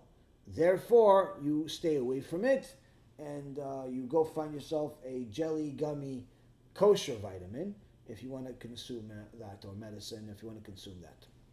But if you don't care about the taste, then just take something that's doesn't have a taste, and you can choose whichever. Hopefully that was a good explanation. What is the Messianic era in the Tanakh and in Hebrew terminology? I ask because each time my husband hears the word Messianic, his mother tongue is Hebrew, second language is English. He understands Messianic as Messianics running around trying to be Jews. I'm unsure how to explain this to him. The Messianic era means that there is an era that is more likely or to be the end of the world, where there is going to be certain events that take place in the world in order to prepare the world for the Mashiach to arrive. Now, we are in that Messianic era now, to learn what happens in the Messianic era, you could watch our Era of Mashiach series or some lectures that I have or Rabbi Mizrahi has that talks about the different things that will happen in the era of Mashiach. But in so many words, it's a time period where the whole world gets their last chance to do tshuva and to do the will of Hashem before the final judgment day. The final judgment day. Where in that final judgment day, everyone will be, in essence, anyone that's alive will be judged based on whether they followed what God said or not. If they followed what God said, then they will be rewarded eternally. If they don't, then they will be punished and possibly punished forever. The reason why I say possibly punished forever rather than definitely punished forever is all depending on how much they did that's against Hashem. If they did only a few things that are against Hashem, it's pretty normal, then they'll get punished, to a certain extent, but then get rewarded for the good that they did. But if they did big things, like violating Shabbat on purpose without doing tshuva, wasting seed, eating chametz on Pesach, eating food on Yom Kippur, and other types of karet sins, without rectifying those by doing tshuva, then their punishment will be permanent once the Mashiach comes. So it behooves a person to learn more and more Torah in order to do tshuva, in order to get closer to Hashem. As far as people running around saying the Mashiach is coming, or Mashiach here, or Mashiach now, yeah, that's already been happening for a long time already. It's nothing new. But the real Messianic era is in essence an era where the Hashem does different things in the world in order to prepare the world for the culmination of the world by bringing his Mashiach, who is going to, once he comes here, defeat and destroy all of the enemies of Israel and the enemies of the Torah, which is the vast majority of the world. At that point, after he destroys all of them, the righteous Jews and righteous Gentiles will serve Hashem to the fullest extent. Shortly thereafter, some say 40 years later, there will be a resurrection of the dead, which are going to be a resurrection of both the dead that were righteous and the dead that were wicked. Whereas the resurrection of the righteous, they will be resurrected and live in this world for another 1,000 years until the end of the 6,000th year. And the resurrection of the wicked will be a short-term resurrection where they will wake up, see all of the beauty and glory and awesomeness of the world and how much Hashem is rewarding all of the righteous and all of the things they're missing out on, and then they'll be destroyed. So in essence, their resurrection is a form of punishment before their bigger punishment, which is in a different place. So again, it's going to be a Messiah is going to have, the era of Mashiach is going to have multiple things. Number one, there's going to be certain things that happen in the world that test each and every single one of us to choose a side of whether you're going to be with Hashem and His Torah or against it. Then the world will heat up even more so. There'll be a war called the War of Gog and Magog, where the vast majority of the world will fight against Am Yisrael and the Torah. Then the Mashiach will arrive and destroy all of the enemies of the Torah and Am Yisrael.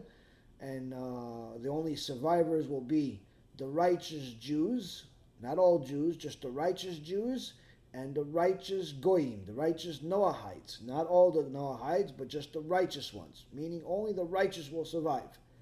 With that being said, they will then be able to bury all of the wicked, which will take some time, several years.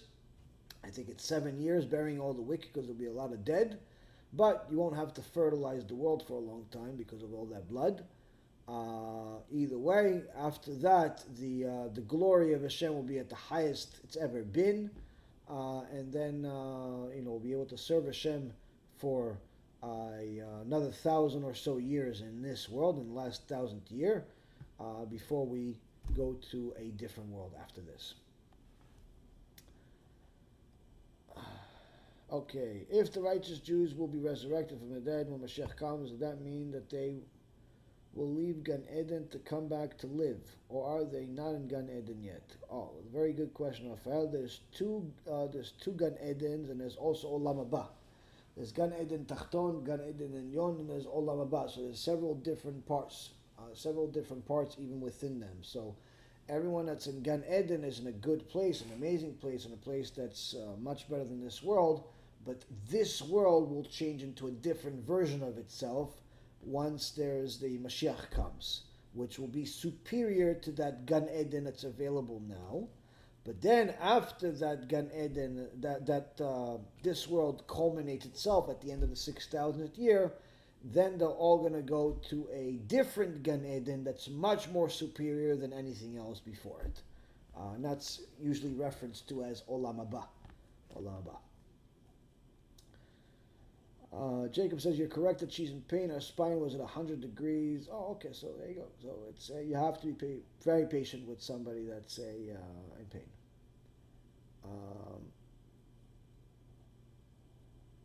If COVID-19 is on red alert where I live, is it an obligation for a man to go to synagogue so he could pray in a minyan?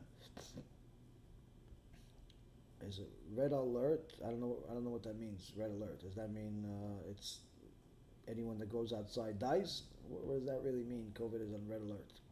COVID has been around since day one. It's a non-obligation to go to synagogue to begin with.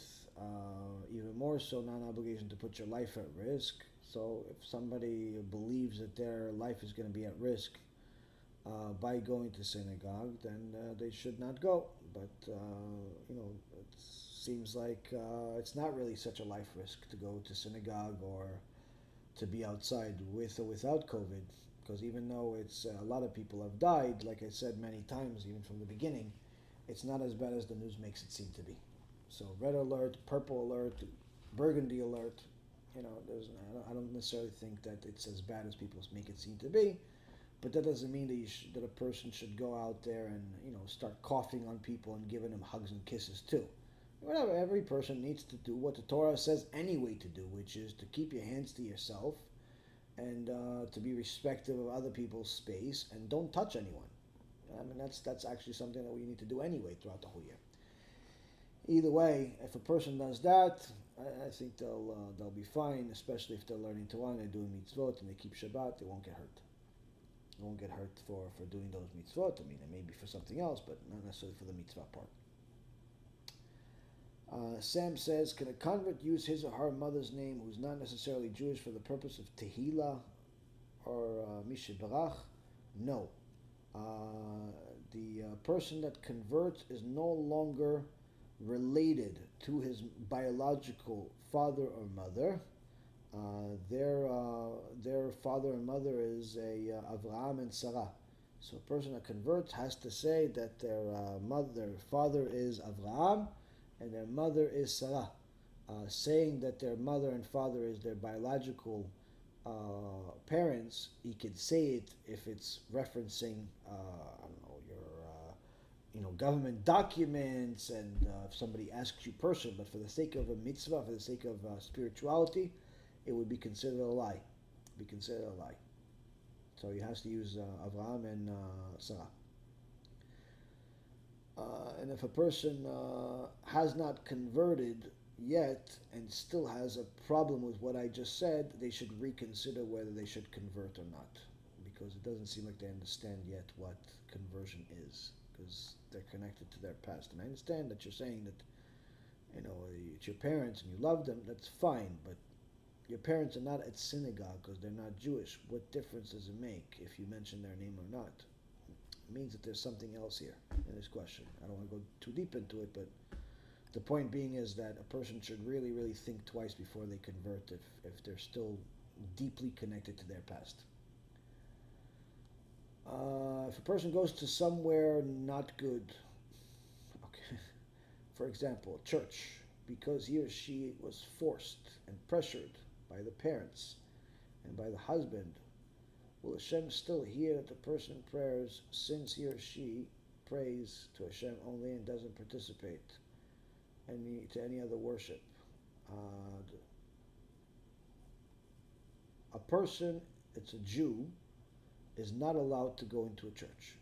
A non-Jew is also not allowed to go to a church because it's a place of idolatry.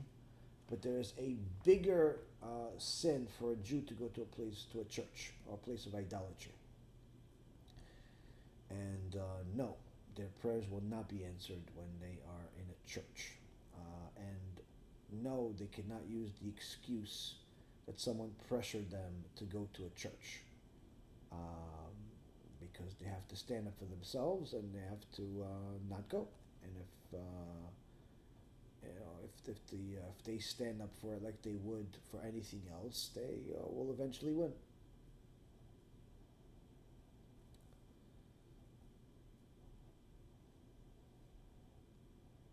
Shachar, when are we going to build the third and final temple? And don't tell me when Mashiach comes, it's up to all of Israel. We're going to build it tomorrow. Tomorrow. That's what the Gemara says when Yeshua ben Levi spoke to Eliyahu Navi, and he said to him, when is Mashiach going to come? And he says, tomorrow. Go see him. Go see him. So he went to go see the Mashiach. It was at the gate of Rome. And he asked the Mashiach, when are you coming? And Mashiach said, tomorrow. And then the following day came, and he didn't come. So he came back to Eliyahu Navi, and he said to him, what, the Mashiach's a liar? Because no, he meant tomorrow, meaning that I'll come tomorrow if all of you do tshuva. So that's the answer. When is Mashiach going to come? When are we going to build a temple? When we all do tshuva.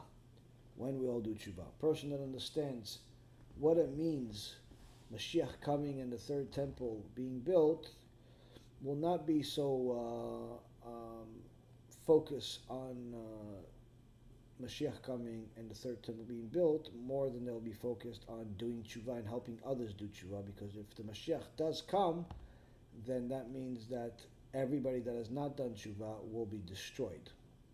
And that's not going to be a fun day.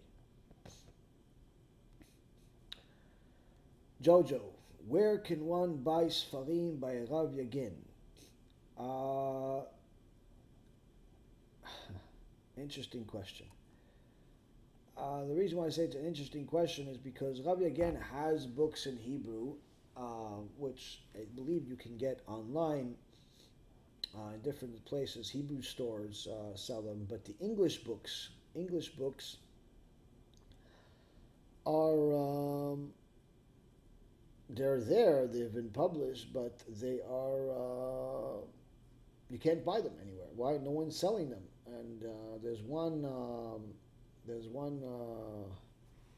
famous book by Rabbi Yaron called Netivei that was translated to English, but for almost a year there hasn't been one available in America that I found online.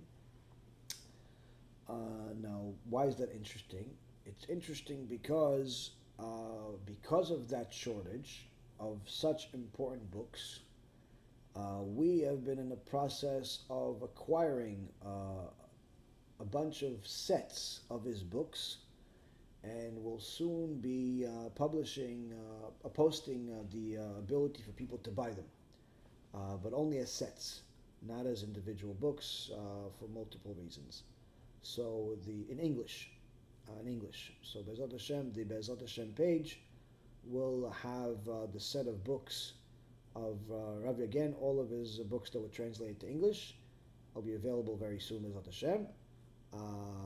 And they're amazing. There's books, so many. Well, we'll talk about it once we're closer to it, which is probably within the next month or so. Probably within the next month or so. Maybe less. We'll see. Okay, Rabotai, Tiskul mitzvot rabot. I was happy to be back. Happy to learn with you. Hopefully you were enlightened, enjoyed, and BeEzrat Hashem will take some of this stuff to apply to your life. As I said before, the important thing in life is to understand not just where we're going, but also where we came from, to make sure that we apply the Torah to its fullest extent, whether it's agreeing with our opinion or disagreeing with our opinion. The most important thing is to agree with Hashem's opinion. And BeEzrat Hashem, each and every single one of us gets closer and closer to HaKadosh Baruch Hu, publicizes his Torah, supports his Torah, and fulfills our own purpose in the world before Mashiach comes, before that final day of judgment, before that awesome day where HaKadosh Baruch Hu will show us that he is the one and only God in the world. Baruch Adonai Le'olam, Amen ve'Amen. Hashem Na'aseh v'Natzliach, Rabotei Galim, introducing the new BeEzrat Hashem lecture center. We, Baruch Hashem, are here in Cooper City, Florida, on Sterling Avenue. We have, in the same shopping center, we have a major kosher supermarket, lots of Jews out here. Initially, we're going to start off this place next month with the place where we can do our weekly shulim 3 times a week. And BeEzrat Hashem, as the crowd grows, maybe we'll add some more shulim in Hebrew as well. Initially, it's going to be for men and women in English, and then later on, BeEzrat Hashem will do some other things. Later on, we're going to need to transform this place also into a synagogue. But as you can see, the walls are empty. We need an enormous amount of books. We need a Sefer Torah. We need an Aron Kodesh. We need a Mechitza. We need a Bima. We need all the holy things that you need for a synagogue. Now, throughout the years, we've been very generous to other people. We've donated to Torah. We've donated money to different synagogues. And I'm sure that HaKadosh Baruch Hu is going to send us the right people to donate all of these things to our organization, because all we want to do is spread Torah to the world. So anyone that is serious and looking to make a major contribution to our organization, whether it be the Sefer Torah or the Aron HaKodesh or the Mechitza, please contact us or simply go to our website, BeEzratHashem.org, and may Hashem continue to bless you.